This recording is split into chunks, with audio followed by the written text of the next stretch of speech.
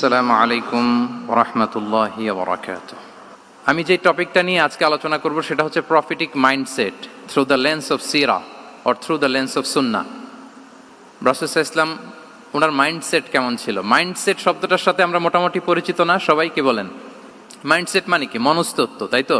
মানুষের mental attitude, সে যেভাবে ভাবে, যেভাবে চিন্তা করে, একটা মানুষ তার চারপাশের জগৎটাকে যেভাবে দেখে, যেভাবে ভাবে, যেভাবে চিন্তা করে এবং যেভাবে সে সিদ্ধান্ত নেয়, এটাকে বলে তার mindset, the way of thinking.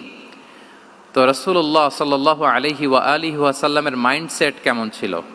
তিনি বিভিন্ন সিচুয়েশনে কিভাবে এই সিচুয়েশনটাকে ডিল করতেন, ওনার অ্যাপ্রোচ কেমন ছিল, কোন পরিস্থিতিতে কিভাবে রিয়্যাক্ট করতেন, কিভাবে রেসপন্স করতেন, কিভাবে থিঙ্ক করতেন, কিভাবে ডিসিশন মেকিং করতেন, এই টোটাল বিষয়টাকে আজকে আমরা prophetic mindset through the lens of সিরাতে কভার করবার চেষ্টা করবো ইনশাআল্লাহ। একটু ভারী টপিক, তারপরে খুব সহজ করে উপস্থাপন প্রেজেন্টেশন করতে পারলে এটা বোঝা যাবে ইনশাআল্লাহ বিইذنিল্লাহ। তাহলে আমি প্রায়ই রাসূল সাল্লাল্লাহু আলাইহি ওয়াসাল্লামের মাইন্ডসেট বোঝানোর জন্য সিরাতে ঢুকে যাব, মানে রাসূল সাল্লাল্লাহু আলাইহি ওয়াসাল্লামের আসিরা আল আতিরা আল মুবারাকা, ওনার বায়োগ্রাফিতে প্রবেশ করব এবং সেখান থেকে রেফারেন্সগুলো শেয়ার করব আপনাদের সাথে, এবং সুন্নাহ থেকে রেফারেন্স শেয়ার করব, যাতে করে আমাদের কাছে ক্লিয়ার হয় যে ওনার মাইন্ডসেটটা কেমন, দৃষ্টিভঙ্গি কেমন। আমরা অনেকে বলি না যে দৃষ্টিভঙ্গি বদলান তো জীবন বদলে যাবে, এটা বলি না আমরা?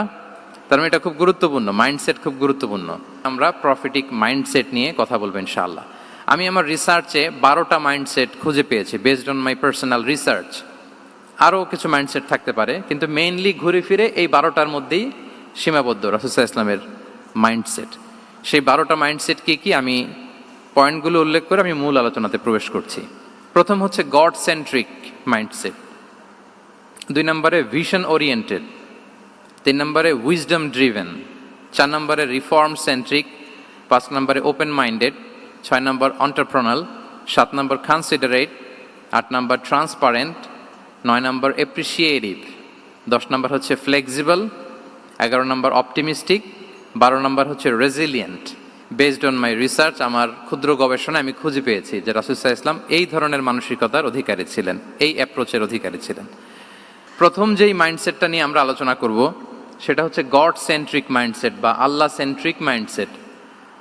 অর্থাৎ রাসূল সাল্লাল্লাহু আলাইহি ওয়াসাল্লাম যে কোনো কাজে তিনি আল্লাহ তাআলাকে ফিল করতেন, সব কিছু ছিল আল্লাহ তাআলা কেন্দ্রিক। যাই তিনি করতেন না কেন, একজন মহান সত্তার সন্তুষ্টির জন্যই তিনি সেটা করতেন। তিনি কে? আওয়াজ করে বলুন, তিনি কে? আল্লাহ সুবহানাহু ওয়া তাআলা। তার সন্তুষ্টির জন্যই তিনি সব কিছু করতেন এবং সব সময় তিনি এটা ফিল করতেন যে আমার আসল ভরসা স্থল হচ্ছে আল্লাহ তাআলা। আসল ভরসা স্থল কে? আল্লাহ তাআলা। এবং আল্লাহকেই তিনি ওনার নিজের অভিভাবক হিসেবে সবসময় চিন্তা করতেন এবং তার দয়ার পরশেই যে আমরা বেঁচে আছি, তিনি যে আমাকে আগলে রেখেছেন, সার্বক্ষণিক এটাকে মনের মধ্যে ধারণ করা, সবসময় এই চিন্তাটা ভেতরে লালন করা, এটাকেই বলে গড সেন্ট্রিক মাইন্ডসেট বা আল্লাহ সেন্ট্রিক মাইন্ডসেট। এই মাইন্ডসেটের অধিকারী যদি আপনি হতে পারেন, আপনি একটা ডিভাইন পাওয়ার শিল্ডের ভেতরে থাকবেন, একটা ডিভাইন প্রোটেকশনে থাকবেন। চারিদিকে তুফান, ঝঞ্ঝা, ঝড়, অনেক কিছু, কোনো কিছুই আপনাকে স্পর্শ করবে না, কারণ আপনার গড সেন্ট্রিক মাইন্ডসেট আছে। একটা মহাশক্তিধর সত্তার সাথে আপনার সংযোগায়ন আছে, কানেক্টিভিটি আছে। সো প্রথম মাইন্ডসেটটা হচ্ছে গড সেন্ট্রিক মাইন্ডসেট। রাসূল সাল্লাল্লাহু আলাইহি ওয়াসাল্লাম সবসময় সব কিছু আল্লাহ তাআলার সন্তুষ্টির জন্য করতেন এবং তিনি ভাবতেন আমার কেউ না থাক, আল্লাহ আছে। যার কেউ নাই তার কে থাকে? আল্লাহ আছে। এটাই হচ্ছে গড সেন্ট্রিক মাইন্ডসেট। আসুন আমরা সিরাতের ভেতরে ঢুকে যাই, যেহেতু আমরা বলেছি থ্রু দ্য লেন্স অফ সিরা। সিরাতের পরতে পরতে, সুন্নাহর পরতে পরতে আমরা দেখব যে তিনি গড সেন্ট্রিক মাইন্ডসেটের অধিকারী ছিলেন কিনা।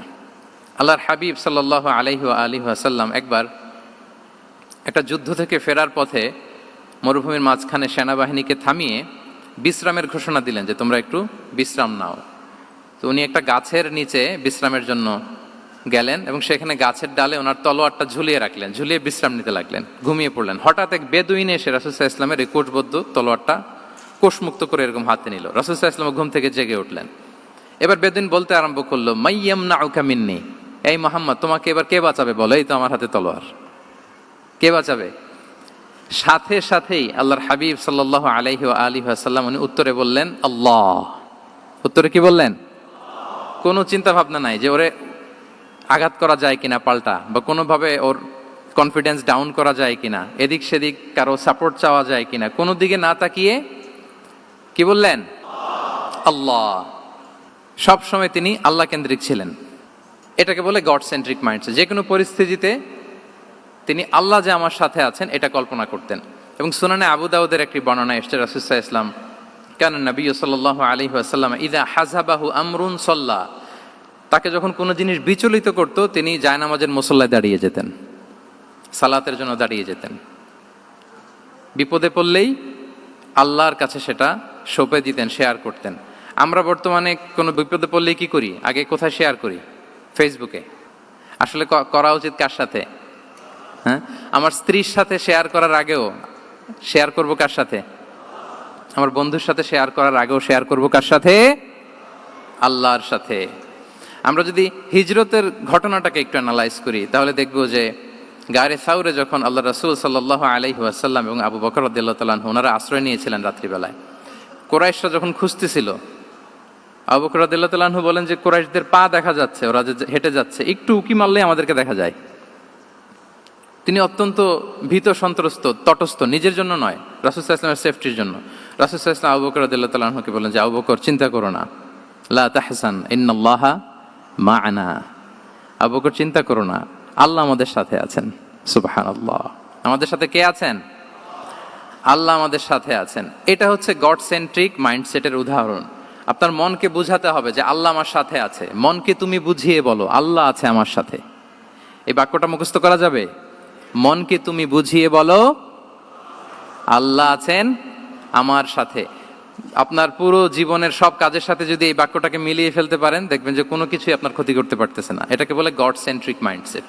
আল্লাহ আমার সাথে আছেন, কেউ নাই কিন্তু আল্লাহ তাআলা আমার সাথে আছেন। এবং গড সেন্ট্রিক মাইন্ডসেটের সবচেয়ে বড় সুবিধা হচ্ছে আপনার মনে কখনো হতাশা কাজ করবে না, হতাশা বাঁধবে না, কারণ আপনার সাথে এক মহাশক্তিধরের কানেক্টিভিটি আছে। তিনি কে বলুন তো আওয়াজ করে? তিনি আল্লাহ। হতাশা আসবে না। এই যে আমাদের জাতীয় জীবনের এখন সবচাইতে বড় বড় সমস্যাগুলোর যদি আমরা লিস্ট করি, একটা বড় সমস্যা হচ্ছে ডিপ্রেশন, তাই না? আমরা ডিপ্রেশনে ভুগি না? আপনাদের ডিপ্রেশন হয় কখনো? আচ্ছা, ডিপ্রেশন কাকে বলে আগে বলে। ডিপ্রেশন হচ্ছে আপনার আর আপনার রবের মাঝে যে দূরত্ব, এটার নাম ডিপ্রেশন। আই রিপিট, আমার আর আমার রবের মাঝে যে গ্যাপ, আমাদের সম্পর্কের যে দূরত্ব, এটার নাম কি? ডিপ্রেশন। আপনি যত আল্লাহর সাথে সম্পর্ক জোরদার করতে পারবেন, ডিপ্রেশন আপনার থেকে দৌড়ে পালাবে। এজন্য আমাদের বিশ্বাসীদের জীবনে কোনো ডিপ্রেশন নাই। আছে? আমাদের ডিকশনারিতে কোনো ডিপ্রেশন আছে বলেন তো? আমাদের সাথে আল্লাহর সম্পর্ক কেমন বলেন? মজবুত? আলহামদুলিল্লাহ পড়ুন সবাই। তাহলে ডিপ্রেশন হচ্ছে আপনার আর আপনার রবের মাঝে যে দূরত্ব, এই দূরত্ব দূর করে দেন, ডিপ্রেশন আপনিই পালাবে। আমরা আরো কিছু সিরা থেকে ইনসিডেন্ট নিয়ে দেখি যে গড সেন্ট্রিক মাইন্ডসেটটা কেমন। দ্বিতীয় হিজরিতে যে বদরের যুদ্ধ হলো, সে বদরের যুদ্ধে ইবনে মাসউদ রাদিয়াল্লাহু তাআলা আনহু তিনি বর্ণনা করেন যে আল্লাহ রাসূল সাল্লাল্লাহু আলাইহি ওয়াসাল্লাম আগামীকাল যুদ্ধ, এর আগের দিন রাতে তিনি হাত তুলে এরকম দোয়া করতেছিলেন। আমরা তো এইভাবে দোয়া করি, আল্লাহর হাবিব সাল্লাল্লাহু আলাইহি ওয়া আলিহি ওয়াসাল্লাম তিনি দোয়া করতে করতে ইমোশনালি হাত এরকম উঁচু করে, হাত্তা ইউরা বায়াদু ইবতাইহি, বগলের শুভ্রতা দেখা যাচ্ছিল, উনি দোয়া করতেছিলেন আল্লাহুম্মা আনজিজ লি মা ওয়া'আতানি, আল্লাহুম্মা আতিনি মা ওয়া'আতানি, আল্লাহ তুমি যে বিজয় দিবে বলে প্রতিশ্রুতি করেছিল, ওই বিজয় আমাদেরকে দাও, ওই ভিক্টরি আমাদেরকে দাও, দোয়া করছিলেন।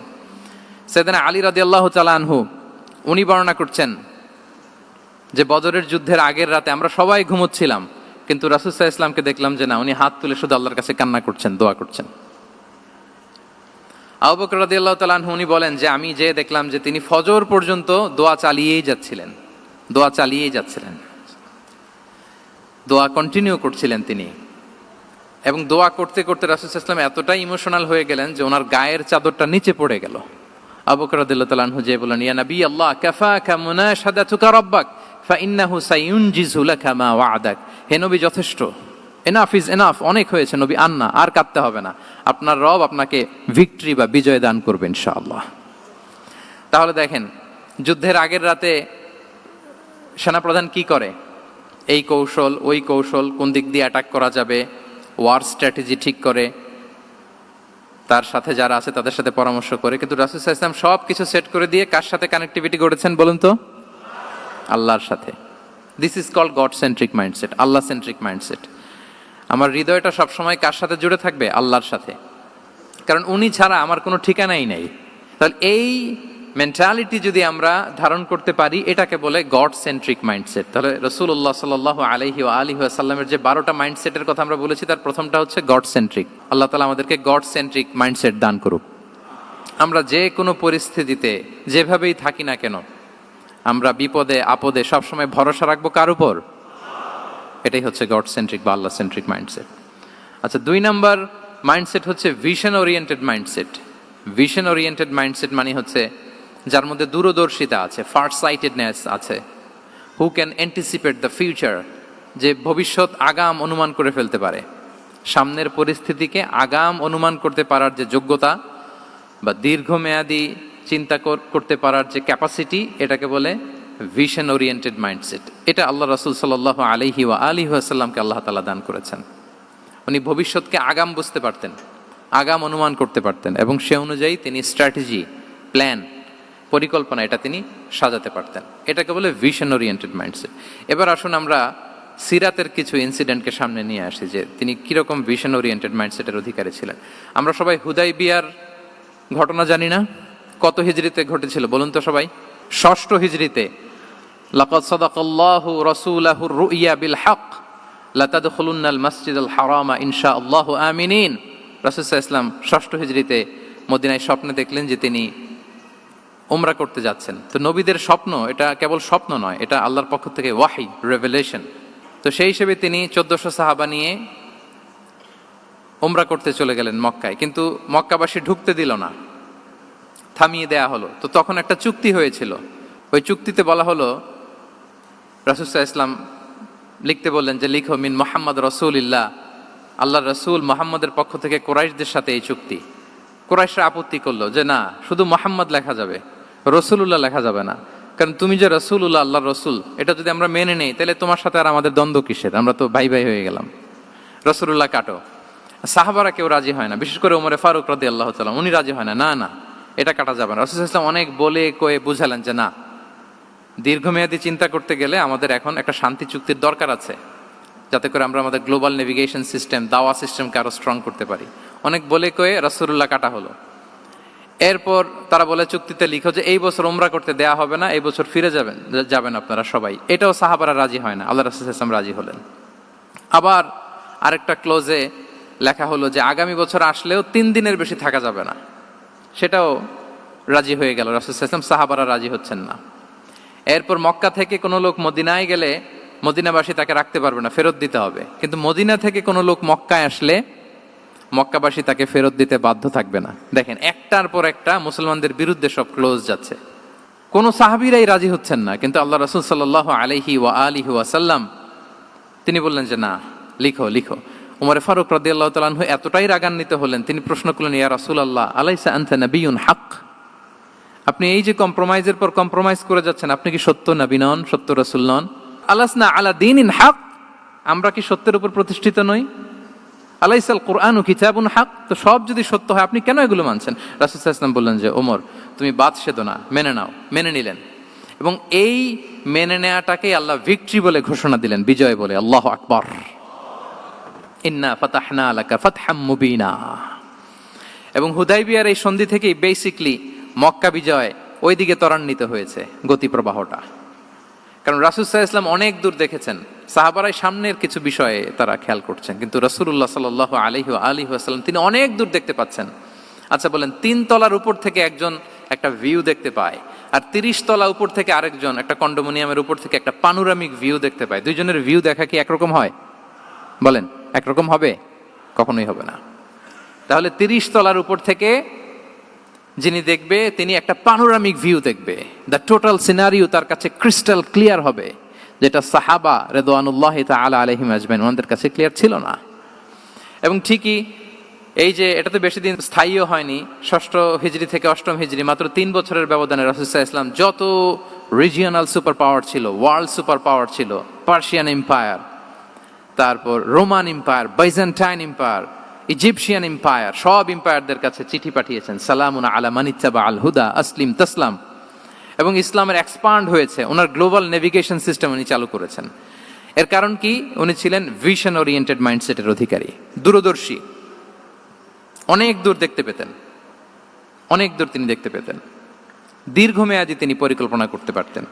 এটা হচ্ছে ভিশন ওরিয়েন্টেড মাইন্ডসেট যারা হয় তাদের ক্যারেক্টারিস্টিক্স বা ফিচার। আরো একটা উদাহরণ দেই, আপনারা কি বলতে পারেন আবিসিনিয়াতে নবুয়তি কত সালে সাহাবারা হিজরতে গিয়েছিল? বলতে পারবেন কেউ? হ্যাঁ, নবুয়তি কত সালে? 5ম সালে। হ্যাঁ, নবুয়তি 5ম বছর ওনারা আবিসিনিয়াতে, বর্তমানে যেটা ইথিওপিয়া বা ইরিত্রিয়া, সেখানে সাহাবারা হিজরতে গিয়েছিলেন। এবং আবিসিনিয়াতে এই যে হিজরতে গেল, তারা সবাই মিলে ফিরে এসেছিল মদিনায় কবে? এটা কি কেউ জানেন? আল্লাহ আকবার, মাশাআল্লাহ মাশাআল্লাহ। বসুন। খায়বার বিজয়ের দিন এসেছিলেন। আবিসিনিয়াতে যারা হিজরতে গিয়েছিলেন তারা মদিনায় ব্যাগ এন্ড ব্যাগেজ সব কিছু নিয়ে খায়বার বিজয়ের সময়, মানে 7ম হিজরিতে এসেছিলেন। তো রাসূল সাল্লাল্লাহু আলাইহি ওয়াসাল্লাম যখন মক্কা থেকে মদিনায় হিজরত করলেন, সব সাহাবারা মদিনায় চলে আসছেন। মদিনায় এখন একটা ইসলামিক সোসাইটি, ইসলামিক স্টেট। বদরের যুদ্ধে মুসলমানদের বিজয়, খন্দকে বিজয়, খন্দক তো 5মে। তারপরে ওনারা কেন আসে না বলেন তো? আসেনি। 7ম হিজরিতে এসেছেন। জাফর রাদিয়াল্লাহু তাআলা আনহুর নেতৃত্বে, সাইয়েদনা আলী রাদিয়াল্লাহু তাআলা আনহুর আপন ভাই, বড় ভাই, ওনার নেতৃত্বে যখন 7ম হিজরিতে ওখানে যাওয়ার 15 বছর পর যখন তারা সবাই ফিরলেন, রাসূল সাল্লাল্লাহু আলাইহি ওয়াসাল্লাম এত খুশি হলেন, তিনি বললেন, মা আদরি বি আইয়িহিমা আনা আফরাহ বি ফাতহি খাইবার আও বি কুদুমি জাফর। আমি কোনটাতে বেশি খুশি আজকে আমি জানি না, খায়বার বিজয়ে বেশি খুশি না আমার ভাই জাফরকে পেয়ে বেশি খুশি। আল্লাহু আকবার, এত খুশি হয়েছিলেন। তো এখন এমনি তো মনে প্রশ্ন জাগে যে রাসূল সাল্লাল্লাহু আলাইহি ওয়াসাল্লাম যখন মদিনায় চলে আসলেন, কোরআনের আয়াতগুলো নাজিল হয়, সালাত ফরজ হলো, জাকাত আসলো, সব হলো, একটার পর একটা হচ্ছে, ইসলামিক স্টেট, তো ওনারাই কেন আবিসিনিয়াতে পড়ে আছেন? প্রশ্ন জাগে না? ওই সময় একটা ক্রাইসিস মোমেন্ট ছিল, তখন ওনারা গিয়েছিল আবিসিনিয়াতে, কিন্তু আসে না কেন? ওনারা এসেছেন 7ম হিজরিতে। এর কারণ আবিসিনিয়ায় কিছু মুসলিমদেরকে রেখে দেওয়া, এটা রাসূলুল্লাহ সাল্লাল্লাহু আলাইহি ওয়াসাল্লামের প্ল্যান বি ছিল। কি ছিল? Plan B. রাসূল সাল্লাল্লাহু আলাইহি ওয়াসাল্লাম অপেক্ষা করছিলেন যে মদিনাকে প্রথমে ইন্টারনাল যত থ্রেট আছে এগুলো থেকে মুক্ত করতে হবে, এরপরে মদিনাকে যত এক্সটার্নাল থ্রেট আছে এগুলো থেকে মুক্ত করতে হবে। সব যখন মুক্ত করে উনি দেখলেন যে না, মদিনা সেফ জোন, এখন আর আলাদা একটা বেজ, একটা এক্সট্রা সেফ জোন বা এডিশনাল বেজ আমার কোথাও দরকার নাই। তখনই তিনি লোক পাঠালেন যে যাও, জাফরের নেতৃত্বে আবিসিনিয়ায় যারা হিজরত করেছে তারা সবাই মদিনায় চলে আসো। সুবহানাল্লাহ বিহামদি। তাহলে একটা প্ল্যানে কাজ করতেন না। আমরা তো এরকম করি, একটাই প্ল্যান। প্ল্যান কয়টা? এটা যদি ওয়ার্ক না করে শেষ, আমু নাই সালাও নাই।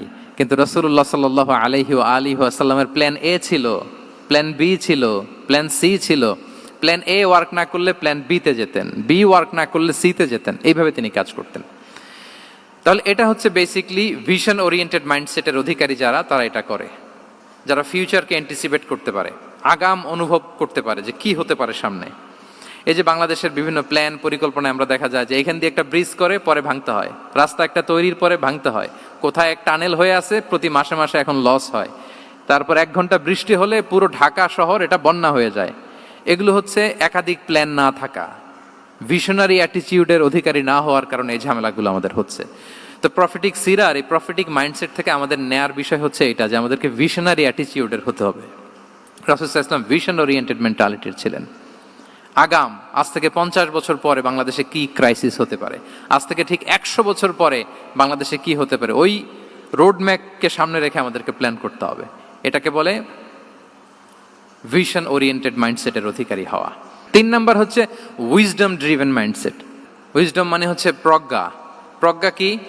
জ্ঞান আর কমন সেন্স দুইটা একসাথে হইলে ওইটারে প্রজ্ঞা বলে।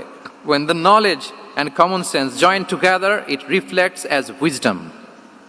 আপনার জ্ঞান এবং আপনার কমন সেন্স একসাথে হইলে ওইটা উইজডম হয়ে যায়। রাসূল সাল্লাল্লাহু আলাইহি ওয়াসাল্লাম ছিলেন প্রজ্ঞায় সমৃদ্ধ এক মননের অধিকারী। ওনার সব কিছুতেই প্রজ্ঞা ছিল। উইজডম ইন গিভিং অ্যাডভাইস, উপদেশ দেওয়ার সময় ছিল। উইজডম ইন পলিসি মেকিং এর সময় সেখানে প্রজ্ঞা ছিল। Wisdom in action strategic plan, কোনো স্ট্র্যাটেজিক প্ল্যানের ক্ষেত্রে প্রজ্ঞা ছিল। রাসূল সাল্লাল্লাহু আলাইহি ওয়াসাল্লাম একই প্রশ্নের উত্তর এক একজনকে এক একভাবে দিতেন। অনেক সাহাবারা জিজ্ঞেস করতেন যে রাসূলুল্লাহ একই প্রশ্ন, একে বললেন এইটা, ওরে বললেন ওইটা, ওরে বললেন আরেকটা, এটা কেন? তো রাসূল সাল্লাল্লাহু আলাইহি ওয়াসাল্লাম বললেন যে আমি জানি ওর কিসে ঘাটতি, আমি জানি ওর কি প্রয়োজন, আমি জানি ওকে কোন নাসিহাটা দিলে কাজ করবে, ফলে এক একজনকে আমি এক একভাবে ক্লারিফাই করেছি। আল্লাহু আকবার। This is called wisdom. আচ্ছা, উইজডম, রাসূল সাল্লাল্লাহু আলাইহি ওয়াসাল্লাম যে উইজডম ড্রিভেন মাইন্ডসেটের অধিকারী ছিলেন, এটার কয়েকটা এক্সাম্পল আমরা সিরাত থেকে দেখি। মক্কা বিজয় হয়েছে কত হিজরিতে? অষ্টম হিজরিতে যখন মক্কা বিজয় হলো, তখন রাসূল সাল্লাল্লাহু আলাইহি ওয়াসাল্লাম আম্মাজান আয়েশার সাথে গল্প করছিলেন আর বলছিলেন, আয়েশা, লাউলা হাদাসাতু আহদি কওমিকা বিল কুফরি লা নাকাতুল কাবাতা ওয়া লা জাআলতুহা আলা আসাসি ইব্রাহিম। আয়েশা, তোমার এই মক্কাবাসী, তোমার এলাকার লোকজন যদি একটা ক্যাওস সৃষ্টি না করতো, তাহলে কাবার যে আসল শেপ, আমি ওই আসল শেপে এটাকে ফেরত নিতাম, কিন্তু নিতে গেলে এখন একটা ঝামেলা বাঁধবে, এজন্য নিব না। ব্যাপারটা হচ্ছে, আমরা এখন যে কাবাটাকে দেখি, এটা হচ্ছে স্কয়ার আকৃতির। স্কয়ার মানে কি? বর্গাকৃতি, তাই তো? বর্তমান কাবা কোন আকৃতির বলেন তো? একটা বড় কিউবের সাইজ না? দূর থেকে দেখলে মনে হয় একটা বড় কিউবের সাইজ, কিউবের আকৃতি মানে স্কয়ার, চতুর্ভুজ। কিন্তু সাইয়েদনা ইব্রাহিম আলাইহিস সালাম যে কাবা নির্মাণ করেছিলেন, এটা কিন্তু এরকম কিউব ছিল না, ওইটা ছিল রেক্ট্যাঙ্গেল।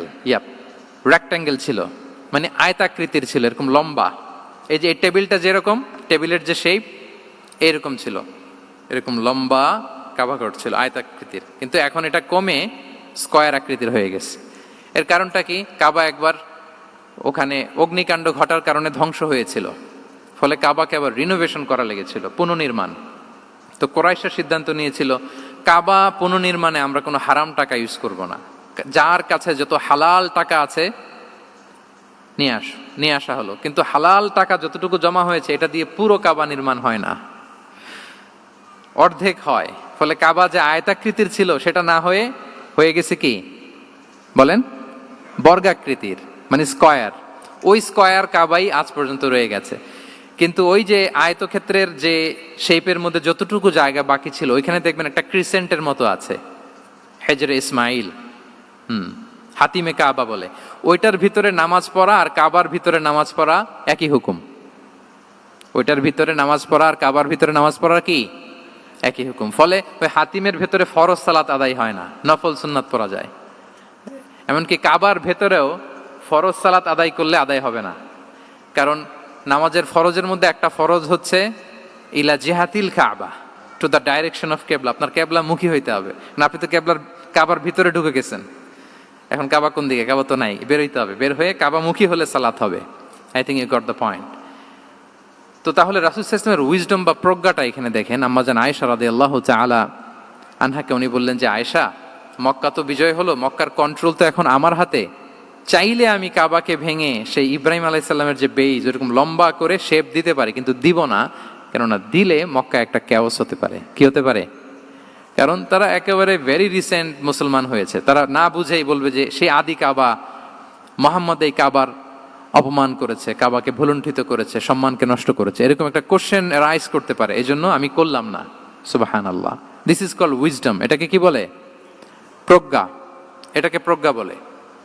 তাহলে আপনার জ্ঞান এবং আপনার কমন সেন্স দুইটা যখন কানেক্ট করে, তখন সেটা প্রজ্ঞা হয়।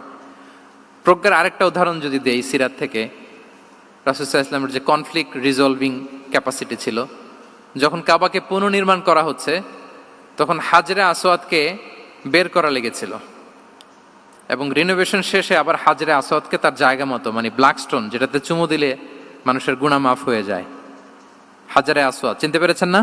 ফলে অনেক বোনেরা যাদের জন্য হেজাব নিকাব মেনটেন করা হচ্ছে ফার্জ, পর্দার কোনো বালাই নাই, পুরুষের সাথে ধাক্কা ধাক্কি করে তার শরীর মিশে যাচ্ছে, গা মিশে যাচ্ছে, ধাক্কা ধাক্কি করে একটা সুন্নতের জন্য ফরজকে স্যাক্রিফাইস করে ফেলতেছে। মানে ফোকাস ঠিক নাই আর কি, কোথায় যে কোনটা করতে হবে ওইটাই ভুলে গেছে। তো এই হাজরে আসওয়াদ পাথরকে আবার জায়গা মতো রাখতে হবে। এখন কে রাখবে, এই নিয়ে মারামারি মক্কায়। বড় বড় চারটা গোত্র বলে, এই গোত্র বলে আমি রাখবো, এই গোত্র বলে আমি রাখবো, আরেক গোত্র বলে রক্তের গঙ্গা বইয়ে দেবো মক্কায়, কিন্তু এই সম্মান অন্যকে নিচে দিব না, কারণ ইটস ভেরি প্রেস্টিজিয়াস ইস্যু।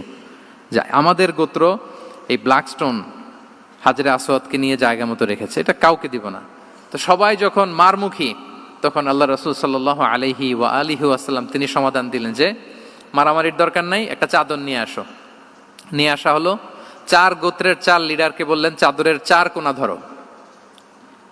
চারজন চার কোনা ধরলো, রাসূল সাল্লাল্লাহু আলাইহি ওয়াসাল্লাম তিনি পাথরটা নিয়ে মাঝখানে রাখলেন। এবার চার নেতাকে বললো, আসো, জাতীয় চার নেতা চলে আসো, কাবার সামনে চলে আসলো। এরপরে আল্লাহ রাসূল সাল্লাল্লাহু আলাইহি ওয়াসাল্লাম ওনার মোবারক হাত দিয়ে, বরকতময় হাত দিয়ে হাজরা আসওয়াদকে নিয়ে নিজ হাতে রাখলেন। এবার সবাই হ্যাপি, কারণ অংশগ্রহণ করতে পারছে। আসলে মূল স্ট্যাটাস কিন্তু চলে গেছে রাসূলের দিকে, নাকি? ওরা তো এটা টাচও করতে পারে নাই, পারছে? ওরা চাদর ধরেই হ্যাপি, কিন্তু পাথরটা ধরেছিল কে? রাসূল সাল্লাল্লাহু আলাইহি ওয়াসাল্লাম। চাদরে রেখেছিল কে? রাসূল সাল্লাল্লাহু আলাইহি ওয়াসাল্লাম। চাদর থেকে নিয়ে আবার কাবা ঘরে সেট করেছিল কে? রাসূলুল্লাহ সাল্লাল্লাহু আলাইহি ওয়া আলিহি ওয়াসাল্লাম। এভাবে উনি কনফ্লিক্ট রিজলভ করতেন থ্রু হিজ উইজডম, ওনার প্রজ্ঞার মধ্য দিয়ে। আমরা যদি তায়েফের ঘটনা দেখি, রক্তাক্ত হয়েছেন, পাহাড়রক্ষী ফেরেশতারা এসে বলেছে, রাসূলুল্লাহ জাস্ট অর্ডার করেন, আমরা কলাপস করবো এমন ভাবে the entire Taif city will be collapsed, একেবারে স্ম্যাশ করে দিব, পাউডার হয়ে যাবে। রাসূল সাল্লাল্লাহু আলাইহি ওয়াসাল্লাম বললেন, না, বাল আরজু আন ইউখরিজাল্লাহু মিন আসলাবিহিম মান ইয়াবুদুল্লাহ ওয়াহদাহ ওয়া লা ইউশরিকু বিহি শাইআ। তিনি বললেন, না, ওদেরকে ধ্বংস করে দিও না, ওদেরকে ধ্বংস করলে লা ইলাহা পড়বে কে? সুবহানাল্লাহ। কি উইজডম ড্রিভেন ছিলেন উনি। উনি বলেন যে আমি আশা করি, প্রত্যাশা রাখি, দোয়া করি যে ওরা আমাকে প্রত্যাখ্যান করেছে, কিন্তু ওদের যে নেক্সট জেনারেশন, ওরা সাক্ষী দেবে আশহাদু আল্লাহ ইলাহা ইল্লাল্লাহ ওয়া আশহাদু আন্না মুহাম্মাদার রাসূলুল্লাহ। এবং তাই হয়েছে। এখন তায়েফে যান, চারদিক থেকে আল্লাহু আকবার ধ্বনিতে মুখরিত তায়েফ, এবং এত চমৎকার শহর, এটা একটা ট্যুরিস্ট ডেস্টিনেশন হয়ে গেছে। সৌদি আরবিয়াতে যারা যায়, তায়েফ না গেলে লোকদের ভালো লাগে না। ঠান্ডা, সবুজ শ্যামল, রেইনফল হয়, ফলমূল পাওয়া যায়। আব্দুল্লাহ ইবনে আব্বাস রাদিয়াল্লাহু তাআলা আনহুর স্মৃতিধন্য মসজিদ আছে, অনেকগুলো ইউনিভার্সিটি আছে, ইসলামিক ইনস্টিটিউশন আছে। এই যে নয়নাভিরাম তায়েফ, এটা রাসূল সাল্লাল্লাহু আলাইহি ওয়াসাল্লামের উইজডমের ফসল। ওই দিন যদি রাগের চোটে বলতো যে হ্যাঁ দাও, স্ম্যাশ করে দাও, তাইলে এই যে যারা শাহাদা পড়েছে, নও মুসলিম হয়েছে, এটা কিন্তু হতো না। তাহলে এটা হচ্ছে রাসূল সাল্লাল্লাহু আলাইহি ওয়াসাল্লামের প্রজ্ঞার একটা উদাহরণ। আর একটা উদাহরণে যাই। রাসূল সাল্লাল্লাহু আলাইহি ওয়াসাল্লাম যখন আকাবার দ্বিতীয় শপথ করে ফেললেন ইয়াসরিববাসীর সাথে, তখনও মদিনা হয়নি, তো তখন মদিনাবাসী বলল যে রাসূলুল্লাহ, আপনি তো এখনো হিজরত করবেন না, তো আমাদেরকে কোরআন শিখাবে কে, সালাত শিখাবে কে? আপনি একজন দায়ী পাঠান, আমাদের সাথে একজন টিচার দেন। রাসূল সাল্লাল্লাহু আলাইহি ওয়াসাল্লাম তখনও মদিনাতে হিজরতে যাননি, আমাদের সাথে একজন দায়ী পাঠাবেন। তো রাসূল সাল্লাল্লাহু আলাইহি ওয়াসাল্লাম একজনকে দায়ী হিসেবে পাঠিয়েছিলেন। বলেন ওই দায়ীর নাম কি? কি নাম? মুসআব ইবনে উমাইর রাদিয়াল্লাহু তাআলা আনহু, যিনি উহুদের যুদ্ধে শহীদ হয়েছিলেন, উনাকে পাঠিয়েছিলেন। দেখেন, উনি আবু বকর রাদিয়াল্লাহু তাআলা আনহুকে পাঠান নাই, পাঠিয়েছেন ওমর ফারুককে, ওসমান রাদিয়াল্লাহু তাআলা আনহু, আলী রাদিয়াল্লাহু তাআলা আনহু, কাউকে পাঠাইছেন? কারে পাঠালেন? মুসআবকে। এর কারণ হচ্ছে উনি দেখতে খুব স্মার্ট ছিলেন, খুব ড্যাশিং ফেসের অধিকারী ছিলেন, মক্কার এলিট ফ্যামিলির একজন যুবক ছিলেন, এবং উনি সবচাইতে দামি দামি পারফিউম কালেক্ট করে ওইটা দিতেন। উনি মক্কার কোনো রাস্তা দিয়ে হেঁটে গেলে লোকজন বুঝতো এই রাস্তা দিয়ে কিছুক্ষণ আগে হেঁটে গিয়েছে মুসআব ইবনে উমাইর। সুবহানাল্লাহ। আমরা বাংলায় বলি না যে আগে দর্শনদারি পরে গুণবিচারী? এই কথাটার সাথে পরিচিত আপনারা? আগে দর্শনদারি পরে গুণবিচারী। আল্লাহ তাআলা এক একজনকে আমাদেরকে এক এক অবয়বে সৃষ্টি করেছেন। হুয়াল্লাযী ইউসাউবিরুকুম ফিল আরহামি কাইফা ইয়াশা। আল্লাহর একটা নাম হচ্ছে তিনি আল মুসাউবির, দ্য ডিজাইনার। মায়ের গর্ভে থাকতেই আমাদের কার চেহারা, কার কণ্ঠস্বর, কার স্কিন কালার, কে কিরকম হব, সব ফিক্স তিনি ঠিক করে দিয়েছেন। এটা আল্লাহর দেয়া। কিন্তু রাসূল সাল্লাল্লাহু আলাইহি ওয়াসাল্লামের উইজডমের ব্যাপার হচ্ছে তিনি আবু বকর রাদিয়াল্লাহু তাআলা আনহু, ওমর রাদিয়াল্লাহু তাআলা আনহু, ওসমান আলী, কাউকে চুজ না করে কাকে পাঠালেন? মুসআব ইবনে উমাইরকে। যে তাকে দেখলেই সবাই আগে পাগল হয়ে যায়, মানে ইমপ্রেস হয়ে যায়। হ্যাঁ, ফার্স্ট ইমপ্রেশনটা তার খুব ভালো, খুব ভালো। উনি মুসআব ইবনে উমাইরকে পাঠালেন, এবং যেই প্ল্যান সেই কাজ। উনি যে পুরো মদিনা কাঁপায় ফেলছেন, মাশাআল্লাহ। মদিনার ঘরে ঘরে উনি ইসলামের বার্তা পৌঁছে দিয়েছেন, এবং স্বয়ং রাসূলুল্লাহ সাল্লাল্লাহু আলাইহি ওয়াসাল্লামের আগে তিনি মদিনাতে জুমার নামাজ পড়েছিলেন। কারণ জুমার বিধান আসছে, কিন্তু মক্কা এমন একটা ল্যান্ড যেখানে এখনো জুমা পড়া আবশ্যক হয় নাই, চারদিকে কুফর বেষ্টিত। তো রাসূল সাল্লাল্লাহু আলাইহি ওয়াসাল্লাম লোক পাঠিয়েছেন যে জুমার বিধান এসছে, মুসাব তুমি কিন্তু মদিনায় যারা আছে তাদেরকে নিয়ে জুমা পড়ে ফেলো। তো মুসাব রাদিয়াল্লাহু তাআলা আনহু স্বয়ং রাসূলুল্লাহ সাল্লাল্লাহু আলাইহি ওয়াসাল্লামের আগে রাসূল সাল্লাল্লাহু আলাইহি ওয়াসাল্লামের পারমিশন নিয়ে মদিনাতে জুমা কায়েম করে ফেলছে। সুবহানাল্লাহি ওয়া বিহামদিহি। দেখেন, উইজডম ড্রিভেন পার্সোনালিটির অধিকারী ছিলেন, প্রজ্ঞার অধিকারী ছিলেন, অন্য কাউকে পাঠাননি। কাকে পাঠিয়েছেন? মুসআব ইবনে উমাইর। তাহলে উনি যেই কাজটাই করতেন, যেটা বলতেন, যেটাতে এঙ্গেজ হতেন, এর নেপথ্যে প্রজ্ঞা ছিল। কি ছিল ভাই? উইজডম ছিল। আল্লাহ যেন সেই উইজডম আমাদেরকে দান করেন, আল্লাহ যেন সেই প্রজ্ঞা দিয়ে আমাদেরকে সমৃদ্ধ করেন। আমরা সবাই পড়ি আমিন। 4 নাম্বার হচ্ছে রিফর্ম সেন্ট্রিক মাইন্ডসেট। মানে রাসূল সাল্লাল্লাহু আলাইহি ওয়াসাল্লাম সংস্কারবাদী ছিলেন আর কি। ভুলভাল দেখলে রিফর্ম করতেন, ইসলাহ করতেন, সংস্কার। এখন তো এই যে অনেকগুলো সংস্কার কমিটি হলো দেখলাম বাংলাদেশে, খুব সুন্দর, বিভিন্ন বিষয়ে সংস্কার হচ্ছে। এবং স্বাধীনতার পরে আমাদের বয়স তো আর বেশি না, মানে সব দলের লোকেরা মিলে একসাথে এরকম বসা, এরপর রাষ্ট্রীয় ইস্যু নিয়ে ডিসকাস করা, এরপর মাঝে মাঝে আবার ওয়ার্কআউট করা, আবার একটু মিষ্টি ঝগড়া করা, আবার একটু ফান করা, এই সব কিছুর মধ্য দিয়ে জাতির জন্য ভাবা, নতুন নতুন চিন্তা প্রণয়ন। That's very good, I do appreciate. এটা দরকার, এমন বাংলাদেশই তো আমরা চেয়েছিলাম, ঠিক কিনা বলেন? এই যে রিফর্ম হচ্ছে, এটা অ্যাপ্রিসিয়েবল। রাসূল সাল্লাল্লাহু আলাইহি ওয়াসাল্লামের কিন্তু এই রিফর্ম সেন্ট্রিক মাইন্ডসেট ছিল। অন্যায় দেখলে, ভুলভাল দেখলে, অসঙ্গতি দেখলে, ইনকনসিস্টেন্সি দেখলে শুধরে দিতেন। শুদ্ধাচার অভিযান চালিয়েছেন মক্কাতেও, মদিনাতেও, রিফর্ম করতেন। সব খারাপকে তিনি ভালো দিয়ে পরিবর্তন করে দিতেন। আসুন সিরাতের আয়নায়, থ্রু দ্য লেন্স অফ সিরা আমরা দেখি কিভাবে পরিবর্তন করতেন। রাসূল সাল্লাল্লাহু আলাইহি ওয়াসাল্লামের একটা আদত বা হ্যাবিট ছিল, তিনি কোনো ব্যক্তির বা কোনো স্থানের কোনো বাজে নাম বা খারাপ নাম দেখলে ওটা ভালো নামে চেঞ্জ করে দিতেন। মক্কা থেকে মদিনায় হিজরতের আগে মদিনার নাম ছিল ইয়াসরিব। কি ছিল? ইয়াসরিব মানে হচ্ছে প্রতিশোধ বা নিন্দা বা ক্ষোভ বা ভর্ৎসনা, সবগুলোই খুব বাজে মিনিং ডিনোট করে। রাসূল সাল্লাল্লাহু আলাইহি ওয়াসাল্লাম বললেন, আমি যেই শহরে হিজরত করব এই শহরের নাম ক্ষোভ, এই শহরের নাম হিংসা, এটা হইতে পারে? বলেন। রাহমাতাল লিল আলামিন, mercy and peace for the entire universe করে যাকে আল্লাহ পাঠিয়েছেন, উনি যেই শহরে থাকবেন ওই শহরের নাম প্রতিশোধের শহর, এটা হবে? উনি শহরের নাম চেঞ্জ করে দিলেন। উনি শহরের নাম দিলেন মদিনাতুন নবী। কি দিলেন? মদিনাতুন নবী, অথবা তবা তয়্যিবা, চেঞ্জ করে দিলেন, পরিবর্তন করে দিলেন। এক এলাকায় যে বিষ্ণু ইসলাম দেখলেন যে গাছপালা হয় না, উনি বললেন মাসমুহা দিহিল আরদ, এই জায়গার নাম কি? সবাই বলে ইসমুহা গাদেরা। গাদেরা মানে হচ্ছে মাকান লা নাবাতা ফিহি ওয়ালা শাজার, এমন জায়গা যেখানে ঘাস লতাপাতা কিছুই জন্মায় না। রাসূল সাল্লাল্লাহু আলাইহি ওয়াসাল্লাম বললেন, এই জন্যই তো ঘাস জন্মায় না, নাম তো রাখছো খুব বাজে একটা নাম। রাসূল সাল্লাল্লাহু আলাইহি ওয়াসাল্লাম বললেন, আজ থেকে এলাকার নাম গাদেরা নয়, এলাকার নাম আজকে থেকে খাদেরা। কি নাম? খাদেরা মানে কি বলেন? সবুজ, গ্রিন, এভারগ্রিন, সবুজ শ্যামল। এবং রাসূল সাল্লাল্লাহু আলাইহি ওয়াসাল্লাম যখন গ্রিন ল্যান্ড নাম দিয়ে দিলেন, এরপর থেকে সবুজ শ্যামল করে আল্লাহ জায়গাটাকে বরকতময় করে দিলেন। Changing names.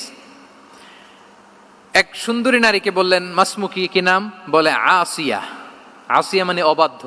রাসূল সাল্লাল্লাহু আলাইহি ওয়াসাল্লাম বললেন, তুমি এত সুন্দরী, you are a beautiful lady, আর কি বাজে একটা নাম রেখেছো আসিয়া। তুমি আসিয়া কেন হবে? আজকে থেকে তোমার নাম জামিলা, মানে তুমি সুন্দরী, রূপবতী। সুবহানাল্লাহ, সুন্দর একটা নাম দিয়ে দিলেন। এক সাহাবীর নাম ছিল হাজান। হাজান মানে রাফ এন্ড টাফ, রুক্ষ। রাসূল সাল্লাল্লাহু আলাইহি ওয়াসাল্লাম বললেন, না, হাজান না, তোমার নাম আজকে থেকে সাহাল। কি নাম? সাহাল। সাহাল মানে সহজ। উনি বলেন, যেদিন থেকে সাহাল রাখছি এর আগ পর্যন্ত নাকি ওনার অসুস্থতা, রোগ বালাই একটার পর একটা লেগেই থাকতো। যেদিন থেকে সাহাল, ওই দিন থেকে উনি বলেন যে আল্লাহ তাআলা নবীর এই নাম চেঞ্জ করে দেওয়ার বারাকায় আমার পুরো জীবনের সব কাজকে আল্লাহ তাআলা সহজ করে দিয়েছেন। তাহলে রিফর্ম সেন্ট্রিক মাইন্ডসেট, আমরাও খারাপ কিছু দেখলে ভালো দিয়ে পরিবর্তন করব। কি বলেন? আচ্ছা, এটা তো নাম চেঞ্জ করে দেয়া। এবার সোশ্যাল রিফর্ম তিনি কি কি করেছেন আমরা একটু দেখি। তিনি যখন যুবক, মক্কায় এক ইয়ামানি লোক ব্যবসা করতে এসে তার প্রোডাক্ট বিক্রি করার পরে, আস ইবনে ওয়াইল নামে এক লোকের কাছে বিক্রি করার পরে যখন দাম চাইতে গেল, আস বলে, আরে বেটা, আমরা মক্কার সন্তান, আমরা দাম দিব না। তো সে ভাবলো হয়তো আমার সাথে ঠাট্টা করেছে, হজের মৌসুম যাক, বেচাকেনা শেষ করে যাওয়ার পথে দামটা নিয়ে যাব। সে ফেরার দিন আবার গেল যে আমার তো জিনিসের দামটা আপনি দিলেন না। সে বলে, আমরা এই ভূখণ্ডের মালিক, আমরা দাম দেই না, এটা তো বড় জুলুম। সে কান্নাকাটি শুরু করলো। তার এই কান্নাকাটি দেখে আল্লাহ রাসূল সাল্লাল্লাহু আলাইহি ওয়াসাল্লাম ওনার চাচা জুবাইর ইবনে আব্দুল মুত্তালিব সহ ইয়াং স্টার যারা আছে, দ্য ইয়ুথ অব মক্কা, তাদের সবাইকে নিয়ে একটা সোসাইটি করলেন। এই যে আমরা হালাফুল ফুদুলের নাম শুনি না, যেটা বাংলা আমরা কি বলি? হিলফুল ফুজুল। এই নামে তো অনেক সংগঠন আছে বাংলাদেশে। কি বলেন? যুবকরা কোনো সংগঠন করলে কমনলি এই নামটা পছন্দ করে, হিলফুল ফুজুল। আসলে এটার মূল নাম ছিল হালাফুল মুত্তাইয়িবিন। তিব মানে হচ্ছে রং। রাসূল সাল্লাল্লাহু আলাইহি ওয়াসাল্লাম সবাই মিলে, তখন জাহিলি যুগে একটা কালচার ছিল, বালতি ভর্তি রঙের ভেতরে হাত ঢুকিয়ে দিত, দিয়ে এই রং সমেত হাতটা তারা পাথরের মধ্যে লাগাতো, সবার হাত ওইখানে দিত, মানে আমরা হাতে হাত রেখে কমিটেড, আমরা ঐক্যবদ্ধ হলাম। সেখান থেকে হয়েছে হালাফুল মুত্তাইবিন থেকে হালাফুল ফুদুল। ওনারা বলল যে না, আমরা সবাই থাকবো মা আল মাজলুমি দিদ্দা জালেম, আমরা মজলুমের পক্ষে থাকবো, জালেমের বিপক্ষে থাকবো। এবং যেই প্রতিজ্ঞা ওই কাজ, সবাই মিলে আস ইবনে ওয়াইলকে ধরলো, তার কাছ থেকে টাকা আদায় করে ওই ইয়ামানি ব্যবসায়ীর কাছে পৌঁছে দিয়ে তিনি মাজলুমকে সহায়তা করেছেন। সুবহানাল্লাহ। এবং এই টেন্ডেন্সি, এই জুলুম, চাঁদাবাজি যেগুলো ছিল মক্কার জমিনে, রাসূল সাল্লাল্লাহু আলাইহি ওয়াসাল্লাম এই সোশ্যাল রিফর্মের মাধ্যমে এটাকে সংস্কার করেছেন। তাহলে এই যে রিফর্ম সেন্ট্রিক আমাদের হইতে হবে। আমাদের সমাজেও এখন চাঁদাবাজি আছে না নাই বলেন? খুন খারাপি আছে না নাই? সামাজিক অনাচার? তাহলে ঐক্যবদ্ধ হইতে হবে আমাদেরকে রিফর্মের জন্য। যুবক যারা আমরা আছি, যাদেরকে আল্লাহ আমাদের বলার সুযোগ দিয়েছে, লেখার সুযোগ দিয়েছে, ফিল্ডে কাজের সুযোগ দিয়েছে, আমরা সবসময় মাজলুমের পক্ষে থাকবো, আমরা সবসময় জালেমের বিপক্ষে থাকবো। আমাদের নীরবতা আর আমাদের নিশ্চুপ থাকাই জালিমদেরকে আরো বড় বড় জালিম বানিয়েছে। এজন্য নাহনু মাআল মাজলুম দিদ্দা যালিম, এটা হচ্ছে আমাদের স্লোগান। আমরা কাদের সাথে? মজলুমের সাথে। আওয়াজ করে বলেন, কার সাথে? ইত্তাকু দাওয়াতাল মাজলুম। রাসূল সাল্লাল্লাহু আলাইহি ওয়াসাল্লাম বলেন, তোমরা মাজলুমের কান্নাকে ভয় করো, কেননা মাজলুমের কান্না আর আল্লাহর মাঝে কোনো ফারাক থাকে না, কোনো পর্দা থাকে না, বদদোয়া করলেই কবুল হয়ে যায়। তাহলে এভাবে রাসূলুল্লাহ সাল্লাল্লাহু আলাইহি ওয়া আলিহি ওয়াসাল্লাম তিনি সোশ্যাল রিফর্ম করেছেন। আমরা যদি ওনার পলিটিক্যাল রিফর্মের দিকে তাকাই, তাহলে দেখব যে আমরা যদি কনস্টিটিউশন অফ মদিনার কথা বলি, মদিনার কনস্টিটিউশন, এটা কিন্তু রাসূল সাল্লাল্লাহু আলাইহি ওয়াসাল্লাম করেছেন। মদিনা চার্টার, এত চমৎকার চার্টার পৃথিবী আর দেখেনি। ওইটা থেকেই এখন সব গোটা বিশ্বের সংবিধান। এই যে আমাদের সংবিধান সংস্কার কমিশন আছে না একটা, নিশ্চয়ই তারা ওইটা থেকে অনেক বেনিফিটেড হতে পারবেন। আমাদের যে মদিনা চার্টার, রাসূল সাল্লাল্লাহু আলাইহি ওয়াসাল্লাম নিজে করা, এবং এটা একটা ইনক্লুসিভ চার্টার ছিল। মুসলিম, পেগানস, জুইশ, সব ধর্মের মানুষকে নিয়ে তিনি মদিনাতে ওয়ান উম্মাহ ঘোষণা দিয়েছিলেন। ওয়ান উম্মাহ, উই আর ওয়ান উম্মাহ। হোক তুমি পেগান মুশরিক, হোক তুমি জুইশ মানে ইহুদি, হোক তুমি মুসলিম, তুমি যেই ধর্মের হও না কেন, মদিনাকে রক্ষা করতে যে আমরা সবাই মিলে উম্মাহ ওয়াহেদা, আমরা সবাই মিলে কি উম্মাহ ওয়াহেদা। পৃথিবীর অনেক দেশ এই আইডিওলজিকে ধারণ করে হু হু করে এগিয়ে গিয়েছে। মালয়েশিয়াতে 3টা রেস, আমি তো প্রায় এক যুগ ওখানে, আমার 2টা ডিগ্রি ওখান থেকে, মাস্টার্স পিএইচডি। আমি কাছ থেকে তাদেরকে দেখার সুযোগ পেয়েছি। ওখানে মালয়েরা আছে, তামিলরা আছে, চাইনিজরা আছে, 3 জাতি মিলে ওদের স্লোগান হচ্ছে সাতু মালয়েশিয়া। মালয় ভাষায় সাতু মানে হচ্ছে ওয়ান, মালয় ভাষায় সাতু মানে কি ওয়ান। সাতু মালয়েশিয়া মানে আমরা হতে পারি চাইনিজ, হতে পারি তামিল, কিংবা হতে পারি মালয় ভূমিপুত্রা, কিন্তু সবাই মিলে দেশের স্বার্থে আমরা সবাই কি এক। এটাই লাগবে আমাদের নতুন বাংলাদেশে। জুলাই আপরাইজিং এর পরে আমাদের এই ঐক্যবদ্ধ থাকার বাংলাদেশ আমরা চাই কি চাই না বলেন? সাম্রাজ্যবাদকে রুখে দিতে, যে কোনো ষড়যন্ত্রকে রুখে দিতে ঐক্যবদ্ধ থাকার কোনো বিকল্প নাই, ঠিক কিনা বলেন? ঐক্যবদ্ধ থাকতে হবে আমাদেরকে, যেটা রাসূলুল্লাহ সাল্লাল্লাহু আলাইহি ওয়া আলিহি ওয়াসাল্লাম মদিনা চার্টারে আমাদেরকে শিখিয়েছেন যে আমরা ওয়ান উম্মাহ। তাহলে খারাপ নাম দেখলে চেঞ্জ করতেন, পলিটিক্যাল রিফর্ম করেছেন ওয়ান উম্মাহ গঠনের মধ্য দিয়ে। ফিনান্সিয়াল রিফর্ম যদি বলি, শুধু financial reforms by prophet Muhammad peace be upon him, এটা নিয়ে লম্বা কথা বলা যেতে পারে। শুধু একটা উদাহরণ দিয়ে শেষ করি। বিদায় হজের ভাষণে উনি সুদকে চিরতরে কবরস্থ করেছেন, সুদকে চিরতরে কবরস্থ করেছেন, এবং এটা অন্যের জন্য না, নিজের ঘর দিয়ে শুরু করেছেন। উনি বলেছেন যে এই হানাহানি, রক্তপাত এটা বন্ধ, আমার গোত্রের একটা এরকম রক্তের দাবি আছে, এটা আমি শেষ ঘোষণা করলাম। এরপর বললেন যে সুদ কবর দিলাম, অন্য জায়গা থেকে না, আমার পরিবার থেকে। রাসূল সাল্লাল্লাহু আলাইহি ওয়াসাল্লামের চাচা স্বয়ং আব্বাস রাদিয়াল্লাহু তাআলা আনহুর অনেক সুদের ট্রানজাকশন ছিল, ইন্টারেস্ট, সুদের ব্যবসা ছিল। রাসূল সাল্লাল্লাহু আলাইহি ওয়াসাল্লাম বলেন আজকে থেকে এই সুদ আমি চিরতরে মাটির নিচে কবর দিয়ে দিলাম। আল্লাহু আকবার। দেখেন সোশ্যাল রিফর্ম। তাহলে পরিবর্তন করতে হলে আগে নিজের ঘর থেকে, আগে কোত্থেকে? নাকি ওই ফ্যামিলি থেকে? হ্যাঁ, আমাদের মধ্যে যেটা হয়, আমরা ওয়াজ নসিহত বা ভালো কথা শুনলেই এটাকে ধরে নিই যে এটা ওর জন্য, ওর জন্য, মানে প্রত্যেকটা ওয়াজই যে আমার জন্য হইতে পারে, প্রত্যেকটা নসিহাতের যে প্রাইম অডিয়েন্স আমি হইতে পারি, এইটা আমাদের মাথায় কেন যেন আসে না। আমরা কোনো ভালো নসিহত শুনলে আমরা ভাবি এটা আসলে সমাজে দরকার, ওর দরকার, আমার ভাইয়ের দরকার, কিন্তু এটা যে আমার দরকার, প্রতিটা নাসিহাতের প্রথম অডিয়েন্স হওয়া দরকার কে? আমি নিজে। তাহলে পরিবর্তন শুরু করতে হবে নিজ থেকে। ওর এই সমস্যা, ওর এই সমস্যা, ওর এটা, আরে মিয়া তোমার কি সমস্যা ওইটা বলো। শুধু ওর ওর না দেখে নিজেরটাও দেখতে হবে। দেখেন, অন্যের দিকে এক আঙ্গুল দেখালে নিজের দিকে কয় আঙ্গুল যায় বলেন তো? এই যে নিজের দিকে কিন্তু তিনটা। আমি যদি এরকম করি তা আমার দিকে আসে তিনটা। এজন্য নিজ থেকে, নিজের ফ্যামিলি থেকে আমরা সংস্কার শুরু করব। কি বলেন? ওমরে ফারুক রাদিয়াল্লাহু তাআলা আনহু যখন ফ্যামিলি মিটিংয়ে বসতেন, উনি ওনার সন্তানদেরকে বলতেন, শোনো, তোমরা খলিফাতুল মুসলিমিন, আমিরুল মুমিনিনের সন্তান। তোমাদের কোনো বাজে কাজ যদি সমাজে আসে, তোমাদের কোনো অন্যায় যদি আমার কানে আসে, অন্যের জন্য যা শাস্তি তোমাদের জন্য হবে ডবল শাস্তি।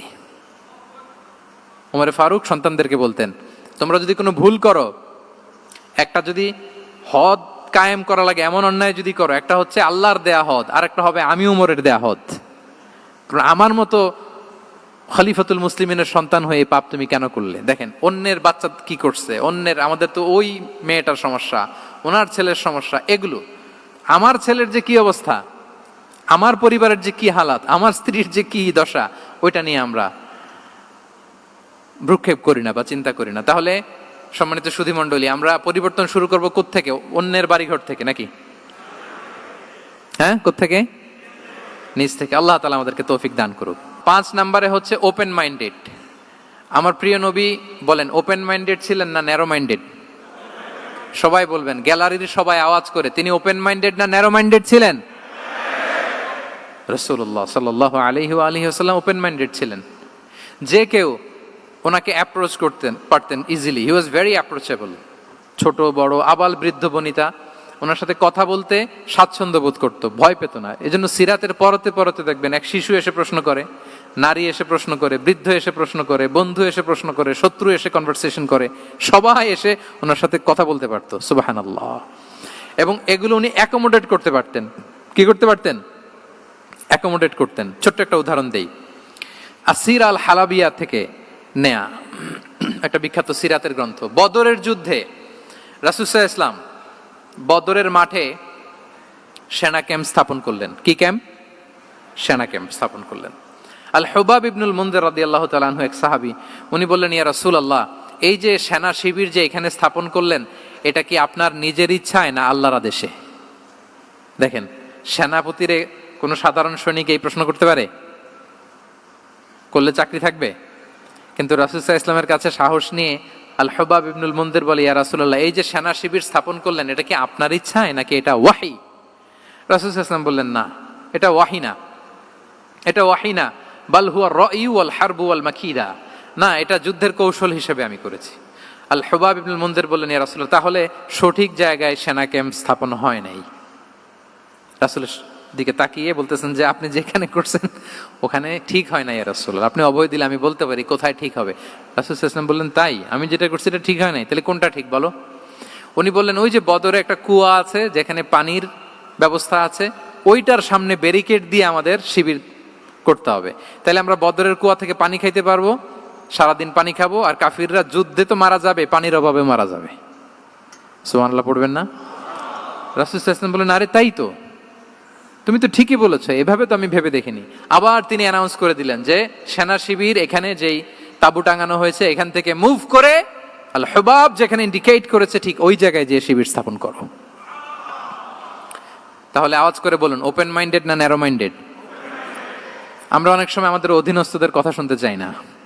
অনেক সময় অধীনস্থদের মাথা থেকেও দারুণ দারুণ দুর্দান্ত আইডিয়া চলে আসতে পারে। ইগনোর করবেন না সব সময়, আপনি দেখবেন যে তার কাছ থেকে ভালো আইডিয়া এসছে কিনা। তাহলে রাসূল সাল্লাল্লাহু আলাইহি ওয়াসাল্লাম এটাকে ইগনোর না করে অ্যাকোমোডেট করলেন। সুবহানাল্লাহ। খন্দক যুদ্ধের কথা যদি দেখি, পরীক্ষা খননের অ্যাডভাইস কে দিয়েছিল? মক্কার কোন লোক?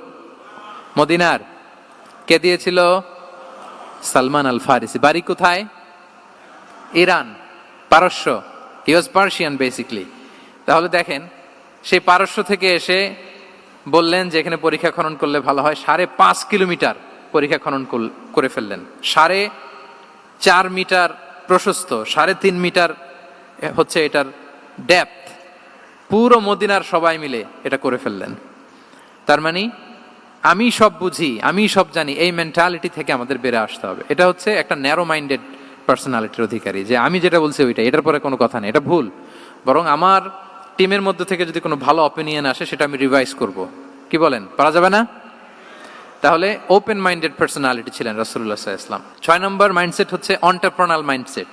অন্টারপ্রেনাল, এখন তো এটা আপনারা সবাই খুব বেশি শোনেন, অন্টারপ্রেনারশিপ, অন্টারপ্রেনাল মাইন্ডসেট আসলে অনেক কিছুর সমন্বয় হয়। 1 নম্বর, যার প্রোঅ্যাক্টিভ অ্যাটিটিউড যাদের থাকে, solution focused not problem focused. Problem সৃষ্টি হইলে ওইদিকে ফোকাস না করে কিভাবে সলিউশন করা যায় ওইদিকে ফোকাস করতেন। এরপর যে হিউম্যান রিসোর্সের ভালো ম্যানেজ করতে পারে, রিসোর্স কম কিন্তু to take the best out of this resource. অনেকে দেখবেন যে ছোট্ট জিনিসকে অর্গানাইজ করে এত সুন্দর প্রেজেন্টেশন করে, আবার অনেকের অনেক আছে কিন্তু সেটাকে প্রেজেন্ট করতে পারে না, এরকম আছে না নাই? রাসূল সাল্লাল্লাহু আলাইহি ওয়াসাল্লাম অল্প রিসোর্স দিয়ে অনেক বড় কিছু অ্যারেঞ্জ করতে পারতেন, সুবহানাল্লাহ। এবং he was a very good talent hunter. রাসূল সাল্লাল্লাহু আলাইহি ওয়াসাল্লাম একজন চৌকস ট্যালেন্ট হান্টার ছিলেন। He was a very good observer. সাহাবীদের কার কি ট্যালেন্ট এটা তিনি নোট করতেন। যার যে দক্ষতা তাকে তার ওই দক্ষতা দিয়ে ইসলামের সেবা করতে উৎসাহ দিতেন। যখনই কোনো প্রতিভাবান সাহাবীকে তিনি দেখেছেন, তিনি ইসলামের জন্য সেই প্রতিভাকে কাজে লাগানোর চেষ্টা করেছেন। একজনকে দিয়ে সবটা করেননি। আমাদের সমাজে এই একটা ভুল ধারণা আছে, আমরা অনেকে একজনের কাছ থেকে সব কামনা করি। একজন সব করতে পারে না, পারে? যারা পারেও কোনোটাই ভালোভাবে পারে না, সব পারে, একটু একটু পারে। তো রাসূল সাল্লাল্লাহু আলাইহি ওয়াসাল্লাম ট্যালেন্ট হান্টার ছিলেন, যার যেখানে ট্যালেন্ট তাকে ওই কাজে লাগাতেন। বলেন তো খালিদ বিন ওয়ালিদ রাদিয়াল্লাহু তাআলা আনহুকে আল্লাহ রাসূল সাল্লাল্লাহু আলাইহি ওয়াসাল্লাম কি কাজে লাগিয়েছিলেন? অনেক পরে ইসলাম ধর্ম গ্রহণ করেছেন, কিন্তু যুদ্ধের অভিযানে পাঠিয়েছেন এবং পরবর্তীতে তিনি সেনাপ্রধান হয়েছিলেন মুসলিম ব্যাটালিয়নের। কারণ উনি ওয়ার স্ট্র্যাটেজি জানতেন। ওনার আক্রমণের কারণে তো উহুদের প্রান্তরে মুসলিমরা প্রায় নাস্তানাবুদ হওয়ার অবস্থা, তাই না? অনেক পরে আল্লাহ তাআলা ওনাকে ইসলামের জন্য কবুল করলেন। তাহলে উনি ওয়ার স্ট্র্যাটেজি জানতেন, ফলে রাসূল সাল্লাল্লাহু আলাইহি ওয়াসাল্লাম ওনাকে যুদ্ধের জন্য কাজে লাগিয়েছেন। তাহলে সবাইকে একটা দিলে হবে না, প্যারাসিটামল 3 বেলা সবার জন্য হবে নাকি যার যে রোগ সে অনুযায়ী প্রেসক্রিপশন? হ্যাঁ, খালিদ বিন ওয়ালিদ রাদিয়াল্লাহু তাআলা আনহু তিনি সমরবিদ ছিলেন, রণকৌশলী। ওনাকে বানিয়েছেন সেনাপ্রধান। আওয়াজ করে বলুন, কি প্রধান? উনি সেনাপ্রধান হয়েছিলেন। আচ্ছা, আপনারা হাসান বিন সাবিত রাদিয়াল্লাহু তাআলা আনহুর নাম শুনেছেন নিশ্চয়ই। ওনাকেও তো যুদ্ধের ময়দানে পাঠিয়েছেন না? ওনারা পাঠিয়েছেন। ওনারা দিয়ে কি করছেন বলেন? কবিতা লিখতেন। ওনার কাব্য প্রতিভা ছিল। উনি বেসিক্যালি যুদ্ধ করতে জানতেন না, এজন্য রাসূল সাল্লাল্লাহু আলাইহি ওয়াসাল্লাম যুদ্ধে ওনাকে পাঠাতেনও না। বিভিন্ন যুদ্ধে ওনাকে না পাঠিয়ে নারীদেরকে, মদিনার নারী শিশু ভালনারেবলস যারা আছে তাদেরকে দেখভাল করার জন্য মদিনায় উনি রেখে যেতেন, কারণ আল্লাহ তাআলা ওনাকে কাব্য প্রতিভা দিয়েছিলেন। ওনার এক এক কবিতা পড়লে গায়ের লোম খাড়া হয়ে যায়। You will have goosebumps, literally আপনার গায়ের পশম দাঁড়িয়ে যাবে। এবং উনি ওনার কবিতা দিয়ে মুসলিমদেরকে, সাহাবীদেরকে উজ্জীবিত করতেন। মসজিদে নববীতে আল্লাহ রাসূল সাল্লাল্লাহু আলাইহি ওয়াসাল্লাম ওনার মিম্বারের পাশে শুধু হাসান বিন সাবিতের রাদিয়াল্লাহু তাআলা আনহুর জন্য আলাদা একটা মিম্বার বানিয়েছিলেন, যে হাসান তুমি ওখানে উঠে কবিতা লিখে আমার সাহাবাদেরকে উজ্জীবিত করবে জিহাদের জন্য। আল্লাহু আকবার। তাহলে একজনকে সেনাপ্রধান, আরেকজনকে জাতীয় কবি, আরেকজনকে হাসান বিন সাবিত রাদিয়াল্লাহু তাআলা আনহুকে কি বানালেন? জাতীয় কবি বানালেন। আচ্ছা, হুযাইফা ইবনুল ইয়ামান রাদিয়াল্লাহু তাআলা আনহু, ওনার ছিল ডিটেকটিভ মাইন্ড, এজন্য ওনাকে রাসূল সাল্লাল্লাহু আলাইহি ওয়াসাল্লাম মদিনার গোয়েন্দা বিভাগের প্রধান বানিয়েছেন, হেড অফ ডিটেকটিভ ডিভিশন। হুযাইফা ইবনুল ইয়ামান ছিলেন মদিনার কি? হেড অফ ইন্টেলিজেন্স, গোয়েন্দা বিভাগের প্রধান। মুআয ইবনে জাবাল রাদিয়াল্লাহু তাআলা আনহু প্রশাসনিক কাজ খুব ভালো বুঝতেন। মদিনার সবচাইতে বড় সিনিয়র আমলা ছিলেন মদিনা রাষ্ট্রের। মদিনা রাষ্ট্রের সবচাইতে সিনিয়র আমলা মুআয ইবনে জাবাল রাদিয়াল্লাহু তাআলা আনহুকে রাসূল সাল্লাল্লাহু আলাইহি ওয়াসাল্লাম কবিতা লেখার দায়িত্বও দেন নাই, গোয়েন্দাগিরি করতে দেন নাই, ওনাকে ইয়ামানের গভর্নর করে পাঠিয়েছেন। সুবহানাল্লাহি বিহামদি। তাহলে যার যে যোগ্যতা তাকে সেই জায়গায় কাজে লাগানো, এটাকে বলে এন্টারপ্রেনাল মাইন্ডসেট। এটা কি বলে? এন্টারপ্রেনাল মাইন্ডসেট। আল্লাহ হাবিব সাল্লাল্লাহু আলাইহি ওয়াসাল্লামের এই মাইন্ডসেট ছিল। 7 নাম্বার মাইন্ডসেট হচ্ছে কনসিডারেট মাইন্ডসেট। কনসিডারেট মানে হচ্ছে সুবিবেচক, যার বিবেচনা আছে, অথবা যে অন্যের প্রতি সহানুভূতিশীল, উচ্চ বিবেকবোধ সম্পন্ন ব্যক্তিত্ব। রাসূল সাল্লাল্লাহু আলাইহি ওয়াসাল্লাম he was the man of 6 senses. ওনার 6টা সেন্স কাজ করতে একসাথে। কয়টা? আমাদের করে কয়টা? 5টা তো আল্লাহ দিছে, অনেকের 3টাও কাজ করে না। কোন দিক দিয়ে কি হচ্ছে দিন দুনিয়ায় নাই, সে একেবারে অন্য জগতের মানুষ। কি হচ্ছে চোখ কান খোলা নাই, কিছু জানা নাই। কিন্তু রাসূল সাল্লাল্লাহু আলাইহি ওয়াসাল্লাম he was man of 6 senses. চারদিকে কোথায় কি হচ্ছে, কার একটু অসুবিধা হয়ে যাচ্ছে, কার একটু সমস্যা, খুব অন্যের ব্যথায় ব্যথিত ছিলেন, অন্যের দুঃখে দুঃখী ছিলেন। অন্যের প্রতি সহানুভূতি ছিলেন, ম্যান অফ সিক্স সেন্সেস ছিলেন তিনি। সিরাত থেকে দু একটা উদাহরণ দেখেন। একবার রাতের নামাজ, সম্ভবত এশার নামাজ, খুব ছোট্ট করে শেষ করে দিলেন। তো সাহাবারা জিজ্ঞেস করলেন, ইয়া রাসূলুল্লাহ, নামাজ তো এত তাড়াহুড়ো করতে আপনাকে কখনো দেখিনি। তিনি বললেন, আমি নামাজের মাঝখানে এক ছোট্ট বাচ্চার কান্না শুনেছি। আনাস রাদিয়াল্লাহু বর্ণনা করেন যে কানা রাসূলুল্লাহ সাল্লাল্লাহু আলাইহি ওয়াসাল্লাম ইয়াসমাউ বুকা আস-সাবিয়্যি মা উম্মি। আমি যখন নামাজে ইমামতি করছি, পেছনে মহিলাদের কাতারের ওখান থেকে একটা ছোট্ট শিশুর কান্নার আওয়াজ আমার কানে আসলো। দেখেন কি সেন্স। তো আমার মনে হচ্ছিল বাচ্চার কান্নায় পেছনের কাতারে মায়ের বড্ড কষ্ট হচ্ছে। যেই মাটা বাচ্চাটাকে নিয়ে এসছে উইমেন প্রেয়ার হলে, তাকে বাচ্চাটাকে ম্যানেজ করতে বা সামলাতে মায়ের বড্ড কষ্ট হয়ে যাচ্ছে আমার মনে হচ্ছে। এজন্য আমি নামাজটা একটু শর্টকাটে শেষ করে দিয়েছি। Could you imagine that? কি নবী আমরা পেয়েছি, কিরকম কনসিডারেট ছিলেন, কতটা সুবিবেচক ছিলেন, অন্যের প্রতি কতটা সহানুভূতিশীল ছিলেন তিনি, অন্যের যাতে কোনো সমস্যা না হয় এটা খেয়াল করতেন। মুআয ইবনে জাবাল রাদিয়াল্লাহু তাআলা আনহুকে মদিনার পাশেই এক মসজিদের ইমাম করে পাঠালেন। উনি ইমামতির দায়িত্ব পেয়ে একবার মাগরিবের নামাজে সূরা বাকারা তেলাওয়াত শুরু করলেন। তো ওনার হয়তো তেলাওয়াত করতে করতে একটা ইমোশন চলে আসছে, উনি তো সুরের ঝংকার দিয়ে তেলাওয়াত করতেছেন। এখন পিছনে যারা মুসল্লি ছিল এরা ছিল সব কৃষিজীবী সাহাবী। এরা কি ছিল? সারা দিন ওট দিয়ে, খেজুর গাছে পানি দিয়ে জান যায় কোন রকম ফরজ পেরে যায় ঘুমাইতে হবে। এই সাহাবীরা যখন পিছনে দাঁড়াইছে আর উনি ধরছে কোন সূরা? সূরাতুল বাকারা। এখন ওনারা তো আর থাকতে পারে না, ওনার সাথে থাকতে না পারে এক সাহাবী নামাজ রেখে দিয়ে ডাইরেক্ট রাসূল সাল্লাল্লাহু আলাইহি ওয়াসাল্লামের কাছে, কারণ বড় হুজুর তো আছে মদিনায়। যে বিচার দিছে ইয়া রাসূলুল্লাহ, দেখেন এমন একজনকে ইমাম করে অ্যাসাইন করেছেন, উনি মাগরিবের সালাতে সূরা বাকারা পড়ে, আর আমরা হচ্ছি কৃষিজীবী শ্রমজীবী সাহাবী, আমাদের তো এত বড় কেরাতের সাথে জয়েন করা সম্ভব না। রাসূল সাল্লাল্লাহু আলাইহি ওয়াসাল্লাম রেগে গেলেন, চেহারাটা আগুনের গোলার মতো লাল হয়ে গেল। মুআয ইবনে জাবাল রাদিয়াল্লাহু তাআলা আনহুকে ডেকে পাঠালেন, ডেকে বললেন, আফাত্তানুন আনতা ইয়া মুআয, আফাত্তান, তুমি কি ফিতনা সৃষ্টি করতেছো? ওখানে পাঠাইছি কমিউনিটির ইউনিটি ধরে রাখার জন্য, তুমি ওখানে যে ফিতনা সৃষ্টি করতেছো। তুমি কি সাব্বিহ ইসমা রাব্বিকাল আ'লা এই সূরা তোমার মুখস্থ নাই? ওয়াদ-দুহা ওয়াল-লাইলি ইযা সাজা এটা পারো না? ওয়াশ-শামসি ওয়া দুহাহা এটা মুখস্থ নাই? তো তুমি কেন এই সূরাগুলো দিয়ে নামাজ পড়াও না? কেন পড়াও না? এরপর তিনি বললেন, যখন ইমামতির সুযোগ পাবে, সুযোগ পেয়ে লম্বা কেরাত ধরো না, ছোট্ট কেরাত দিয়ে নামাজ শেষ করো। কেননা তোমার পেছনে বয়স্করা আছে, মুরব্বীরা আছে, অসুস্থরা আছে। জাল হাজা, তার একটা জরুরি কাজ পড়ছিল, যাচ্ছিল, হঠাৎ মাগরিবের আজান, ভাবলো রাস্তার পাশে যেহেতু আজান দিছে নামাজটা পড়ে নেই। নামাজে ঢুইকে দেখছে আপনি সূরা বাকারা ধরছেন, তো বেচারা কি কাজ করবে না কি করবে? আর তার তো নিয়ত ছিল ফরজ নামাজটা পড়ি যে বাস ধরবো, এখন আপনি ধরছেন কোন সূরা? বাকারা। দেখেন রাসূল সাল্লাল্লাহু আলাইহি ওয়াসাল্লাম বললেন, যখন ইমামতির চান্স পাবে ছোট সূরা পড়বে, আর যখন তুমি একা পড়বে ফালিউতাউবিল মাশা, যত লম্বা করতে মনে চায় করো, রুকু করো লম্বা, সেজদা করো লম্বা, কেরাত করো লম্বা। রাসূল সাল্লাল্লাহু আলাইহি ওয়াসাল্লাম তো রাতে আধা ঘন্টা 40 মিনিট প্রথম রাকাতে কেরাত পড়তেন, এরপরে আবার 40 মিনিট রুকুতে থাকতেন, রুকু থেকে দাঁড়ায় আবার 40 মিনিট, আবার সেজদায় যেয়ে 40 মিনিট, এরপরে সেজদা থেকে 2 সেজদার মাঝখানে আবার 40 মিনিট, 2 রাকাত দিয়ে এরকম রাতও শেষ করে দিয়েছেন। তো আপনার লম্বা যদি পড়তে মনে চায়, আপনি তো আপনার ব্যক্তিগত নফল সালাতে এভাবে লম্বা করবেন। কিন্তু আমাদের হয়ে গেছে উল্টা, একাকী নামাজ কোন রকম রুকু সেজদা এরকম হয়ে গেছে না অনেকটা। কিন্তু ইমামতির সুযোগ পেলে মাশাআল্লাহ, আল্লাহু আকবার, এইবার শুরু হয়েছে শাইখ সুদাইসির কণ্ঠে এই লম্বা করে। এখন পেছনে মুসল্লিদের কি দশা ওইটা আর আমরা খেয়াল করি না। আমাদেরকে অন্যের প্রতি সহানুভূতিশীল হতে শিখিয়েছে ইসলাম, কনসিডারেট হতে শিখিয়েছে, সুবিবেচক হতে শিখিয়েছে, যেটা রাসূল সাল্লাল্লাহু আলাইহি ওয়াসাল্লাম করেছেন। এবং রাসূল সাল্লাল্লাহু আলাইহি ওয়াসাল্লাম কোনো কাজে কাউকে পাঠালে ওনার বিখ্যাত সে বাণীটা বলে দিতেন যে ইয়াসসিরু ওয়ালা তুআসসিরু বাশশিরু ওয়ালা তুনাফিরু, সহজ করে উপস্থাপন করো, কঠিন করো না।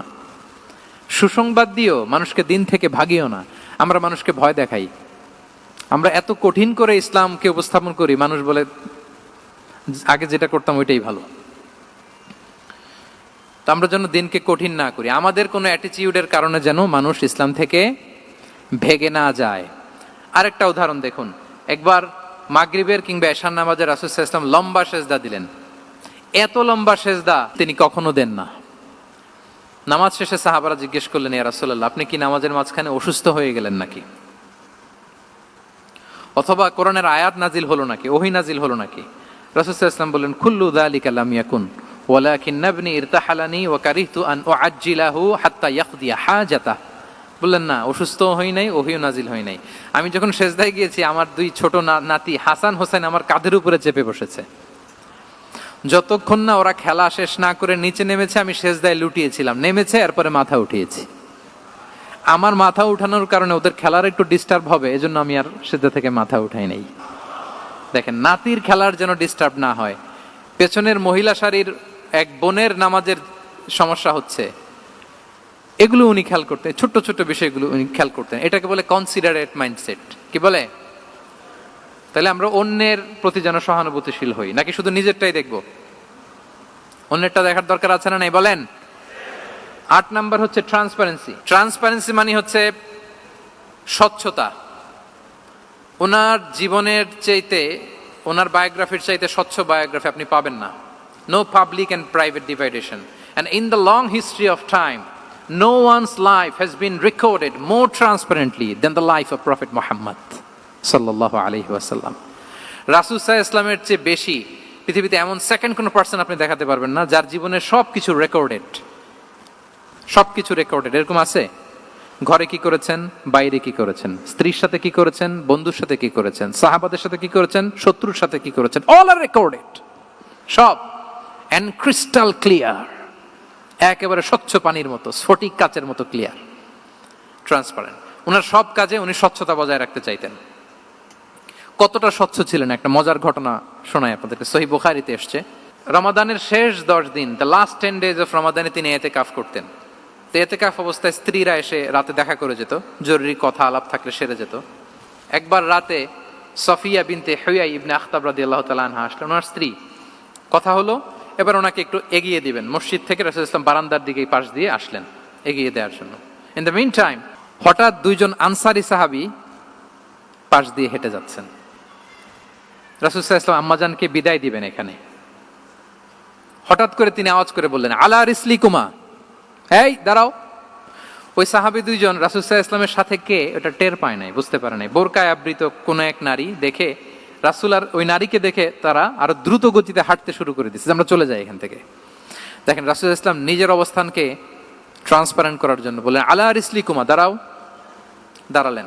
তখন রাসূল ইসলাম বললেন যে, ইন্নাহা উম্মুকুম সফিয়া, আমার পাশে যাকে দেখতে পাচ্ছ বলে দেয়া ভালো যে সে কিন্তু অন্য কোনো নারী নয়, সে তোমাদের মা উম্মুল মুমিনিন সফিয়া। সাহাবারা বলে, সুবহানাল্লাহ ইয়া রাসূলুল্লাহ, ইয়া রাসূলুল্লাহ, এ কেমন কথা? আপনি কেন আমাদের কাছে জবাবদিহি করতে যাচ্ছেন বা ক্লারিফাই করছেন? আপনার পাশে কোনো নারী এত রাতে যদি দাঁড়িয়ে থাকে, তিনি তো আমাদের মাদের মধ্যে থেকেই তো একজন হবেন, কেন আপনি বলতেছেন? তখন রাসূল সাল্লাল্লাহু আলাইহি ওয়াসাল্লাম বললেন যে, না, ইন্না শাইতানা ইয়াজরি মিনাল ইনসানি মাজরাদ দাম, শয়তান মানুষের রগে রগে চলাচল করে। ওয়া ইন্নী খাশিতু আই ইউকযিফা ফি কুলুবিকুমা শাররান, আরেক বর্ণনায় আছে শাইআন, আমার ভয় হয় হয়তো শয়তান কোনো সন্দেহের উদ্রেক তোমাদের হৃদয়ে ঢুকাই দিতে পারে। সুবহানাল্লাহ। এজন্য আমি ক্লিয়ার করে দিলাম, এটা আমার বউ, আমার স্ত্রী, তোমাদের মা সফিয়া। দুজন সাহাবী যদি চলে যায়, এমন হতেই পারতো বাড়িতে যে একজন আরেকজনকে জিজ্ঞেস করতে পারতো যে, আচ্ছা নবীর পাশে যে কালো বোরকা পরা মহিলাটা ছিল দেখছো না, এটা কে? তখন একজন হয়তো বলতো, কে আর হবে, আমাদের মাই তো হবে, কোনো এক মা। আরেকজন বলবে, আমাদের উম্মুল মুমিনিনের কেউ ছিল নাকি অন্য কেউ? এরকম একটা হুট করে সন্দেহের উদ্রেক মাথায় আসতে পারে না যে ওনার স্ত্রী ছিল না অন্য কেউ ছিল? আসতে পারে কি পারে না বলেন? ওই সন্দেহের অবকাশটুকু রাসূল সাল্লাল্লাহু আলাইহি ওয়াসাল্লাম রাখেন নাই। উনি বলে দিলেন যে, এটা তোমাদের মা, এটা সফিয়া। এই সন্দেহের অবকাশের কোনো সুযোগ নাই। তাহলে রাসূল সাল্লাল্লাহু আলাইহি ওয়াসাল্লামের পুরো লাইফ ছিল ট্রান্সপারেন্ট, একেবারে স্বচ্ছ। তাহলে রাসূল সাল্লাল্লাহু আলাইহি ওয়াসাল্লামের লাইফ তিনি কত স্বচ্ছতার সাথে কাটিয়েছেন, এটা ক্লিয়ার না আমাদের সাথে? Transparent mindset. 9 নাম্বার হচ্ছে অ্যাপ্রিশিয়েটিভ, অর্থাৎ অন্যের প্রশংসা করা। আমরা অনেক সময় অন্য কেউ ভালো কাজ করলে অ্যাপ্রিশিয়েট করতে চাই না, আমরা গুণমুগ্ধ হই কিন্তু গুণগ্রাহী হতে চাই না, অন্যরে ক্রেডিট দিতে চাই না, তার ভালো কাজের স্বীকৃতি দিতে চাই না। হয়তো আমার দলের লোক না, বা আমার চিন্তার লোক না, বা আমার সার্কেলের লোক না, তার প্রশংসা করতে চাই না, তার গুণগ্রাহী হতে চাই না। এরকম মেন্টালিটি আমরা অনেকে ক্যারি করি না? রাসূল সাল্লাল্লাহু আলাইহি ওয়াসাল্লাম এটা করেননি। ভালো কিছু দেখলে মুসলিম হোক অমুসলিম হোক অ্যাপ্রিশিয়েট করতেন। Basically he develop the culture of appreciation. এটা আমাদের করতে হবে। আপনার ছেলে ভালো কিছু করেছে, অ্যাপ্রিশিয়েট করেন, ও কনফিডেন্স ফিরে পাবে। আপনার স্ত্রী ভালো রান্না করেছে, অ্যাপ্রিশিয়েট করেন, সে আনন্দিত হবে। আপনার বন্ধু ভালো কিছু একটা করেছে, তাকে ইন্সপায়ার করেন, অ্যাপ্রিশিয়েট করেন। রাসূল সাল্লাল্লাহু আলাইহি ওয়াসাল্লাম একবার এক বৈঠকে 8 জন সাহাবীকে 8টা কমপ্লিমেন্ট দিয়েছেন। 8টা অ্যাপ্রিসিয়েশন দিয়েছেন। তিনি বলেছেন আরহামু উম্মতি বি উম্মতি আবু বকর। দেখেন 8 জন সাহাবীর 8টা গুণের বর্ণনা দিচ্ছেন। তিনি বললেন আমার উম্মতের মধ্যে সবচাইতে রহম দিলের সাহাবী হচ্ছে কে? আবু বকর রাদিয়াল্লাহু তাআলা। এত রহম দিলের ছিলেন, উনি যখন আল্লাহ রাসূল সাল্লাল্লাহু আলাইহি ওয়াসাল্লামের ইন্তেকালের পরে মসজিদে নববীতে যখন নামাজে দাঁড়াতেন, কান্নার চোটে উনি কেরাতই পড়তে পারতেন না। কমপ্লেন করতো সাহাবারা যে আমরা তো কেরাত বুঝি না, একটু স্পষ্ট করে পড়েন, কান্না একটু থামান। কেন কাঁদতেন? কারণ উনি যখন নামাজে দাঁড়াতেন ওনার ফিলিংসটা হতো এরকম যে কাইফা আকুমু মাকামা রাসূলিল্লাহ, আমি রাসূলের জায়গায় কিভাবে দাঁড়াই, এখানে তো আমার রাসূল দাঁড়িয়ে ইমামতি করেছেন, আমি নবীর জায়গায় দাঁড়িয়ে কিভাবে নামাজটা পড়াই। এই অনুভব থেকে উনি যে কাঁদতে শুরু করতেন, এই কান্নার ধাক্কায় উনি আর তেলাওয়াতই আগাতে পারতেন না। আরহামু উম্মতি বি উম্মতি আবু বকর, আমার উম্মতের মধ্যে সবচাইতে রহম দিলের হচ্ছেন আবু বকর। ও আসাদ্দুহুম ফি আমরিল্লাহি উমর, দেখেন প্রশংসা করতেছেন। আর আমার উম্মতের মধ্যে আল্লাহর দ্বীন বাস্তবায়নে সবচাইতে কঠোর হচ্ছে ওমর। মুনাফিকরা ওনাকে জমের মতো ভয় পেত, ইভেন শয়তান ভয় পেত। রাসূল সাল্লাল্লাহু আলাইহি ওয়াসাল্লাম বলেন ওমর তুমি যদি এই রাস্তা দিয়ে হাঁটো, শয়তান যদি দেখতে পায়, শয়তান এই রাস্তা রেখে দিয়ে অন্য কোনো রাস্তা থাকলে ওইটা দিয়ে হাঁটে। সুবহানাল্লাহি বিহামদি। আমাদের অনেক সময় এমন হয় না যে আমাদের বাচ্চারা ছেলেমেয়েরা খেতে চায় না, আমাদের নাতি নাতনিরা খেতে চায় না, মায়েরা খাবার নিয়ে পেছনে পেছনে ঘুরে, আর তখন ভয় দেখায় এই রাত্রিবেলা তাড়াতাড়ি খাও, ওই যে বাঘ আসবে বাঘ, বিড়াল আসবে বিড়াল, তাড়াতাড়ি না খেলে কিন্তু ভূত আসবে ভূত, এরকম বলেন আপনারা? বলেন না? এই দায়িত্ব তো আপনাদের কাঁধে থাকে না? তো ওই যে আমাদের বোনরা বলতে পারবে, বোনরা খাবার নিয়ে ঠিকই রাত্রিবেলায় বাচ্চাদের পেছনে পেছনে এরকম দৌড়াতে হয়। তো কি বলতে হয় যে এই ভূত আসলো ভূত, ওই যে বিড়াল আসলো বিড়াল, কুকুর আসলো, এইগুলো বললে বাচ্চারা আবার ভয় পায়, তাড়াতাড়ি করে খায়। তো মদিনাতেও মদিনার বাচ্চারা খেতে চাইতো না। তো খেতে না চাইলে মায়েরা ভূত আসতেছে ভাল্লুক আসতেছে এগুলো না বলে বলতো হা হুয়া ইয়াতি উমর, ইয়াতি উমর, তাড়াতাড়ি খাও তাড়াতাড়ি খাও, ওই যে ওমর আসতেছে ওমর। সুবহানাল্লাহি বিহামদি। ওয়া আশাদ্দুহুম ফি আমরিল্লাহি উমর, আল্লাহর দ্বীন বাস্তবায়নে সবচেয়ে কঠোর ছিলেন ওমর রাদিয়াল্লাহু তাআলা আনহু। ওয়া আসদাকুহুম হায়াআন উসমান, সবচেয়ে লাজুক সাহাবী ছিলেন উসমান রাদিয়াল্লাহু তাআলা আনহু। শুধু অর্থ বলে যাই। ওয়া আকরাউহুম লিকিতাবিল্লাহি উবাই ইবনে কাব, সবচেয়ে কোরআনের ভালো কেরাত পড়তে পারতেন উবাই ইবনে কাব। আফরাদুহুম যায়েদ ইবনে সাবিত, উত্তরাধিকার বন্টনের নীতিমালা ফারায়েজের জ্ঞান ছিল যায়েদ ইবনে সাবিত রাদিয়াল্লাহু তাআলা আনহু। ওয়া আ'লামুহুম বিল হালালি ওয়াল হারামি মুআদ ইবনে জাবাল, এই উম্মতের হালাল হারামের স্পেশালিস্ট সাহাবী হচ্ছেন মুআদ ইবনে জাবাল। আলা ওয়া ইন্না লিকুল্লি উম্মাতিন আমিনান ওয়া আমিনা হাযিহিল উম্মাহ আবু উবাইদা ইবনুল জাররাহ, সব উম্মতের একজন বিশ্বস্ত লোক থাকে, এই উম্মতের সবচাইতে বিশ্বস্ত লোক হচ্ছে আবু উবাইদা ইবনুল জাররাহ। দেখেন 8 জন সাহাবীর 8টা গুণের কথা বললেন। আচ্ছা রাসূল সাল্লাল্লাহু আলাইহি ওয়াসাল্লাম যখন সাহাবীদের প্রশংসা করেছেন, ওই সাহাবীদের কেমন লেগেছে বলেন তো? ফিলিংসটা ভালো লেগেছে না?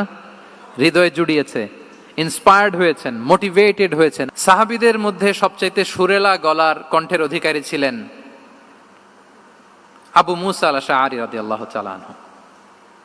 তো রাসূল সাল্লাল্লাহু আলাইহি ওয়াসাল্লাম একবার রাত্রিবেলা তার বাসার পাশ দিয়ে যাচ্ছিলেন, দীর্ঘ সময় ওনার কণ্ঠের তেলাওয়াত শুনলেন। পরের দিন সকালে বললেন যে আবু মুসা তুমি তো চমৎকার গলায় তেলাওয়াত করো।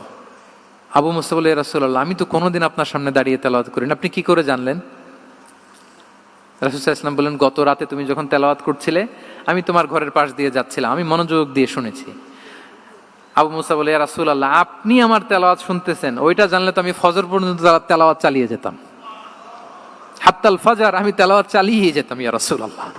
আল্লাহ রাসূল সাল্লাল্লাহু আলাইহি ওয়াসাল্লাম তখন বললেন লাকাদ উতিতা মিজমারান মিন মাজামিরি আলি দাউদ, হে আবু মুসা দাউদ আলাইহিস সালামের গলায় আল্লাহ তাআলা যেমনি সুরের ঝংকার দিয়েছেন, এই উম্মতের মধ্যে তোমার গলায় আল্লাহ সেই সুরের লহরী ঢেলে দিয়েছে। বলেন এই অ্যাপ্রিসিয়েশন যখন রাসূলের মুখ থেকে পাইলো কেমন লাগবে ওনার? এখানে ধরেন আপনি কেউ হাফেজে কোরআন শেখ সুদাইস যদি বলে যে মাশাআল্লাহ মাশাআল্লাহ আনতা কারিউল কুররা, আপনাকে যদি এটা বলে কেমন লাগবে আপনার? হ্যাঁ, সারা দুনিয়া তো এটা বলে বেড়াবেন যে শেখ সুদাইস আমার রেসিটেশনের প্রশংসা করেছে, খাবার ইমাম আমার প্রশংসা এপ্রিসিয়েট করেছে। আর স্বয়ং রাসূলুল্লাহ সাল্লাল্লাহু আলাইহি ওয়াসাল্লাম যখন বলে তোমার গলায় আল্লাহ সুরের ঝংকার ঢেলে দিয়েছে, তখন ওনার কেমন লেগেছে? এজন্য আপনার ছেলে মেয়ে স্ত্রী বন্ধু আপনার সার্কেলের কেউ কোনো ভালো কাজ করলে কৃপণতা করবেন না, এপ্রিসিয়েট করুন। রাসূল সাল্লাল্লাহু আলাইহি ওয়াসাল্লাম এপ্রিসিয়েশন আমাদেরকে শিখিয়েছেন। ইভেন মুখাইরেক নামে এক ইহুদি ছিল, মদিনার সব ইহুদিরা বিট্রে করেছে, কিন্তু এই মুখাইরেক নামে এক ইহুদি উহুদের যুদ্ধে মুসলিমদের পক্ষে লড়াই করে নিহত হয়েছে, সে তার কথা রেখেছে। মুসলিম সাহাবীদের শহীদদের লাশের সাথে যখন এই ইহুদি তার লাশও আনা হলো, রাসূল সাল্লাল্লাহু আলাইহি ওয়াসাল্লাম তার দিকে তাকায় বললেন, মুখাইরিক খায়রু ইয়াহুদ, মুখাইরিক is the best among Jewish. তিনি বললেন মুখাইরিক, এই পৃথিবীতে যত ইহুদি আছে এখানকার ইহুদিদের মধ্যে মুখাইরিক হচ্ছে সবচেয়ে শ্রেষ্ঠ ইহুদি। দেখেন মুখাইরিক কোন ধর্মের ছিলেন? মুসলিম নাকি? কোন ধর্মের? ইহুদি হওয়ার পরেও তাকে এপ্রিসিয়েশন করতে রাসূল সাল্লাল্লাহু আলাইহি ওয়াসাল্লাম ভুলেন নাই। তাহলে আমরা যেন এপ্রিসিয়েটিভ মাইন্ডসেটের অধিকারী হই। 10 নম্বরে হচ্ছে ফ্লেক্সিবল, মানে কোনো বিষয়ে খুব অনড় হয়ে থাকা, এটা রাসূল সাল্লাল্লাহু আলাইহি ওয়াসাল্লাম ছিলেন না, ফ্লেক্সিবল ছিলেন। আমরা অনেক সময় বলি না যে ভাই আপনি কি 9টায় আসতে পারবেন না 10টায়, বলে আম ফ্লেক্সিবল উইথ দিস, মানে যেটা বলবেন আমার সমস্যা, এরকম ইজি গোয়িং ছিলেন উনি, গো ধরে থাকতেন না, যে কোনো পরিস্থিতিকে সামলে নিতেন। ফ্লেক্সিবল হচ্ছে যে কোনো পরিবেশ পরিস্থিতির সাথে নিজেকে মানিয়ে নেওয়া, খাপ খাওয়া, নিজেকে সামলে নেওয়া, সলিউশন বের করে ফেলা, এটা রাসূল সাল্লাল্লাহু আলাইহি ওয়াসাল্লামের ছিল, এটাকে বলে ফ্লেক্সিবল মাইন্ডসেট। নাজরানের 60 জন খ্রিস্টান পাদ্রী এসেছিল মদিনায় দেখা করতে। এখন এত মানুষকে সম্মানিত মেহমান উনি কোথায় বসতে দিবেন, পরামর্শ করলেন কোথায় বসতে দেওয়া যায়। এক সাহাবী বলে আমার কাছে কিছু খেজুর পাতা আছে, ওটা বিছায়া একটা জায়গা করে ওখানে বসি। রাসূল সাল্লাল্লাহু আলাইহি ওয়াসাল্লাম বললেন না, দামি মেহমান, এটা হয়। আরেকজন বলে বিকেল বেলায় তো সূর্য পড়ে যাবে, পাহাড়ের ছায়ায় উহুদ পাহাড়ের ওই পাশে যেয়ে বসি। রাসূল সাল্লাল্লাহু আলাইহি ওয়াসাল্লাম বললেন না, এটাও তো হয় না। বলতে বলতে ওই 60 জন পাদ্রী চলেই আসছেন এই মানে বিদেশি মেহমান, ফরেন ডেলিগেশন। কি করবেন?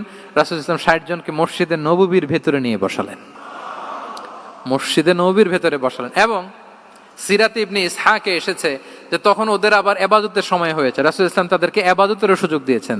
তাদের কিবলা পূর্ব দিকে, তারা পূর্ব দিকে হয়ে 60 জন ওখানে ইবাদত করেছে, তাদের ধর্ম রীতি অনুযায়ী সালাত আদায় করছে। দেখেন কতটা ফ্লেক্সিবল ছিলেন রাসূল সাল্লাল্লাহু আলাইহি ওয়াসাল্লাম।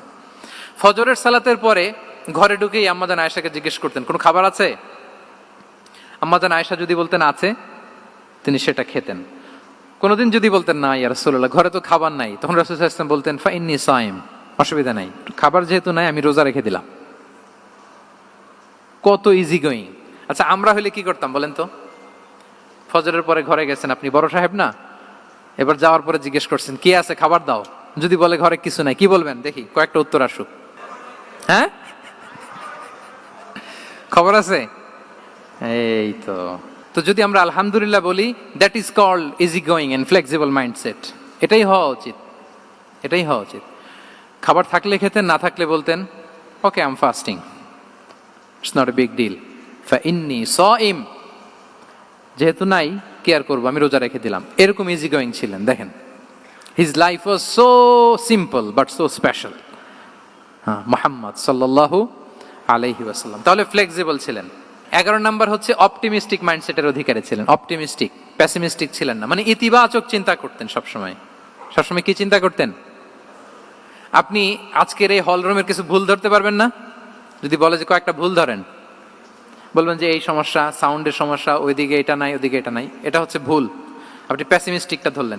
এবার যদি বলা হয় আজকের এই প্রোগ্রামের কয়েকটা পজিটিভ দিক বলেন, তখন আপনি কিন্তু কয়েকটা পয়েন্ট বের করতে পারবেন যে এটা ছিল একটা ইতিবাচক দিক, এই প্রোগ্রামের এটা ছিল একটা পজিটিভ দিক। তো রাসূল সাল্লাল্লাহু আলাইহি ওয়াসাল্লাম ওই পজিটিভ দিকগুলোতে ফোকাস করতেন। হ্যাঁ, come back positive, not go back negative. রাসূল সাল্লাল্লাহু আলাইহি ওয়াসাল্লামের কাছে এসে যদি কেউ বলতে রাসূলুল্লাহ আমি খুব অসুস্থ, রাসূল সাল্লাল্লাহু আলাইহি ওয়াসাল্লাম বলতেন লা বাসা আলাইকা তুহুরুন ইনশাআল্লাহ, ইয়া রাসূলুল্লাহ আমি অসুস্থ। রাসূল সাল্লাল্লাহু আলাইহি ওয়াসাল্লাম বলতেন আরে don't worry, it will cleanse up you from your sins if আল্লাহ উইশ, ইনশাআল্লাহ এতে তোমার যে গুনাহ টুনা আছে, পাপ আছে, এই পাপগুলোকে আল্লাহ তাআলা এই অসুস্থতা দিয়ে মোচন করে দিচ্ছেন। পড়েন সুবহানাল্লাহ। তাইলে আপনি অসুস্থতার মধ্যে একটু হালকা হলেন না, যে জ্বরে ভুগতেছি কিন্তু এই জ্বরে নাকি আমার গুনাহ মাফ হয়ে যায়। পেটের ব্যথায় আক্রান্ত, মাথা ব্যথায় আক্রান্ত, কিন্তু এটাতে নাকি আল্লাহ আমার পাপ মোচন করে দেয়, তাহলে একটু ভাল লাগবে না? তাহলে দেখেন একটা কঠিন পরিবেশকে রাসূল সাল্লাল্লাহু আলাইহি ওয়াসাল্লাম সহজ করতেন।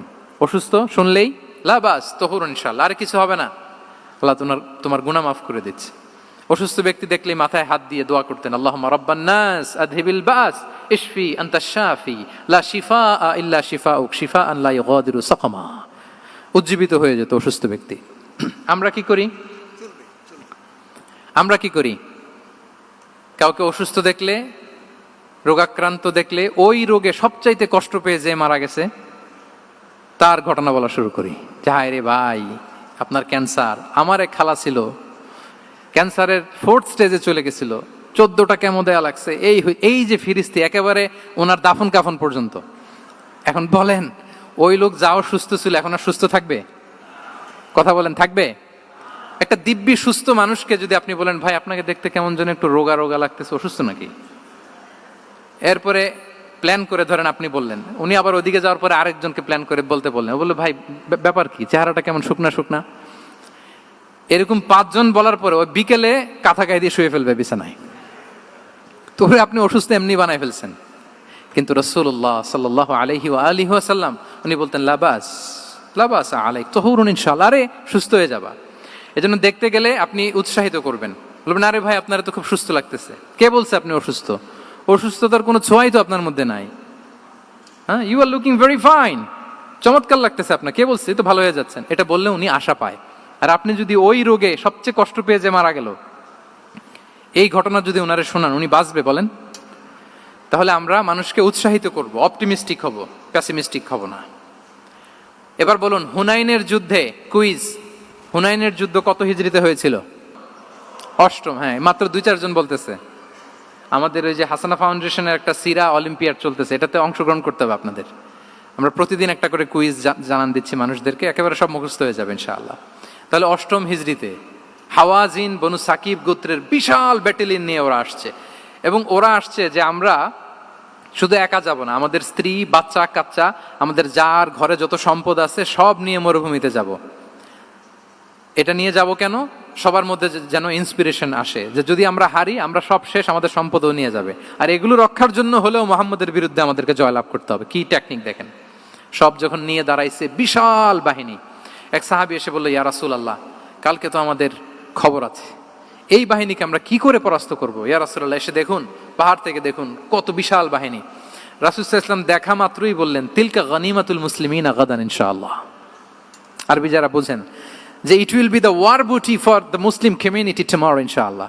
আরে এগুলো তো আমরা সব গনিমত আকারে ব্যাগে কইরা মদিনায় নিয়ে যাব। এই যুদ্ধে জয়লাভ করে যা আছে এগুলো উটে করে ওয়ার বুটি হিসেবে মদিনায় নিয়ে যাব। বলার সাথে সাথে সাহাবীদের সব ভয় দূর হয়ে গেল, আবার প্রাণ ফিরে পেলেন, সজীব হয়ে উঠলেন, উজ্জীবিত হলেন। তাহলে আমরা অপটিমিস্টিক হব, আমরা ইতিবাচক চিন্তা করব। এবং ইসলাম আল্লাহ তাআলার ব্যাপারেও আমাদেরকে ইতিবাচক ধারণা রাখতে উৎসাহিত করে। হাদিসে কুদসিতে আল্লাহ বলেন আনা ইনদা যান্নি আবিদি বি, আমার বান্দার নিকট আমি তেমন, আমার বান্দা আমার ব্যাপারে ঠিক যেমন ধারণা করে। আপনি যদি ধারণা করেন আল্লাহ দয়ালু, ঠিক আল্লাহ তাআলাকে দয়ালু পাবেন। এখন বলেন আল্লাহর ব্যাপারে কার ধারণা কেমন? আল্লাহ তাআলা খুব প্রতিশোধ পরায়ণ না? প্রচন্ড রাগী, আমাদের সবাইকে জাহান্নামে দেওয়ার জন্য বসে আছেন না? তাহলে কি ধারণা বলেন তো? তিনি দয়াময়, তিনি মেহেরবান, তিনি আমাদেরকে অবশ্যই ক্ষমা করবেন। এই বিশ্বাস আল্লাহর প্রতি আমাদের সবার আছে তো? এই বিশ্বাস যদি থাকে, ঠিকই আল্লাহ তাআলাকে রহমান রাহিম হিসেবেই আপনি পাবেন। লাস্ট হচ্ছে রেজিলিয়েন্ট। শেষ, I am going to conclude my speech today. Resilient হচ্ছে যাকে থামানো যায় না, আনস্টপেবল। সংকট কাটিয়ে ঘুরে দাঁড়ানোর সামর্থ্য যার থাকে তাকে বলে রেজিলিয়েন্ট। লেগে থাকার মানসিকতা, টিকে থাকার যোগ্যতা, সহজে হার না মানার যে অ্যাটিটিউড, এটাকে বলে রেজিলিয়েন্ট মাইন্ডসেট। রাসূল সাল্লাল্লাহু আলাইহি ওয়াসাল্লামকে আল্লাহ তাআলা এই মাইন্ডসেট দিয়েছিলেন। ওনাকে হারাইতে পারছে কেউ? জীবনের সাথে এটা সেট করে নেন যে আমি কখনো হারি না, আমি হয় জিতি নয় শিখি। আমি কখনো হয় জিতি নয় শিখি। এই মাইন্ডসেট যদি গ্রো করেন, আপনার হারাইতে পারবে কেউ? পারবে না। রাসূল সাল্লাল্লাহু আলাইহি ওয়াসাল্লাম he was unstoppable, having unbelievable সবর। ধৈর্যের পাহাড় নিয়ে, আনস্টপেবল অ্যাটিটিউড নিয়ে তিনি শুধু সামনে গিয়েছেন, পেছনে যান নাই কখনো। সীমাহীন কষ্ট আর সংগ্রামের মধ্য দিয়ে গিয়েছেন, থামাতে পারে নাই ওনাকে কেউ পারে নাই। ইয়াতিম হিসেবে জন্মগ্রহণ করলেন, পৃথিবীর আলো দেখবার আগে বাবাকে হারালেন, ছোট বয়সে মাকে হারালেন, পরে দাদাকে হারালেন, এরপর চাচাকে হারালেন।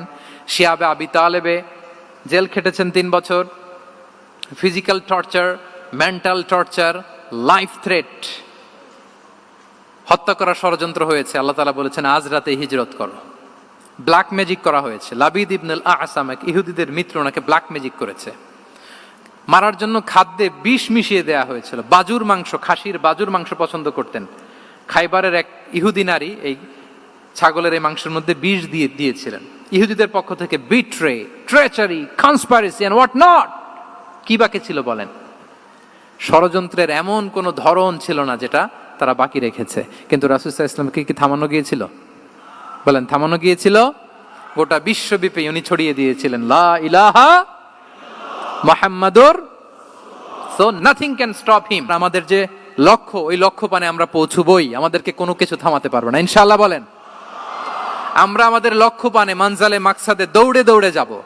আমাদেরকে থামিয়ে দেয়া হলে আমরা হাঁটতে থাকব, সেখানে আমাদেরকে আঘাত করা হলে আমরা হামাগুড়ি দিয়ে সামনের দিকে যেতে থাকব, সেখানেও থামিয়ে দেওয়ার চেষ্টা করা হলে আমরা আমাদের মঞ্জিলে মাকসিদের দিকে অপলক নেত্রে চেয়ে থাকব। আমাদেরকে কেউ থামাতে পারবে?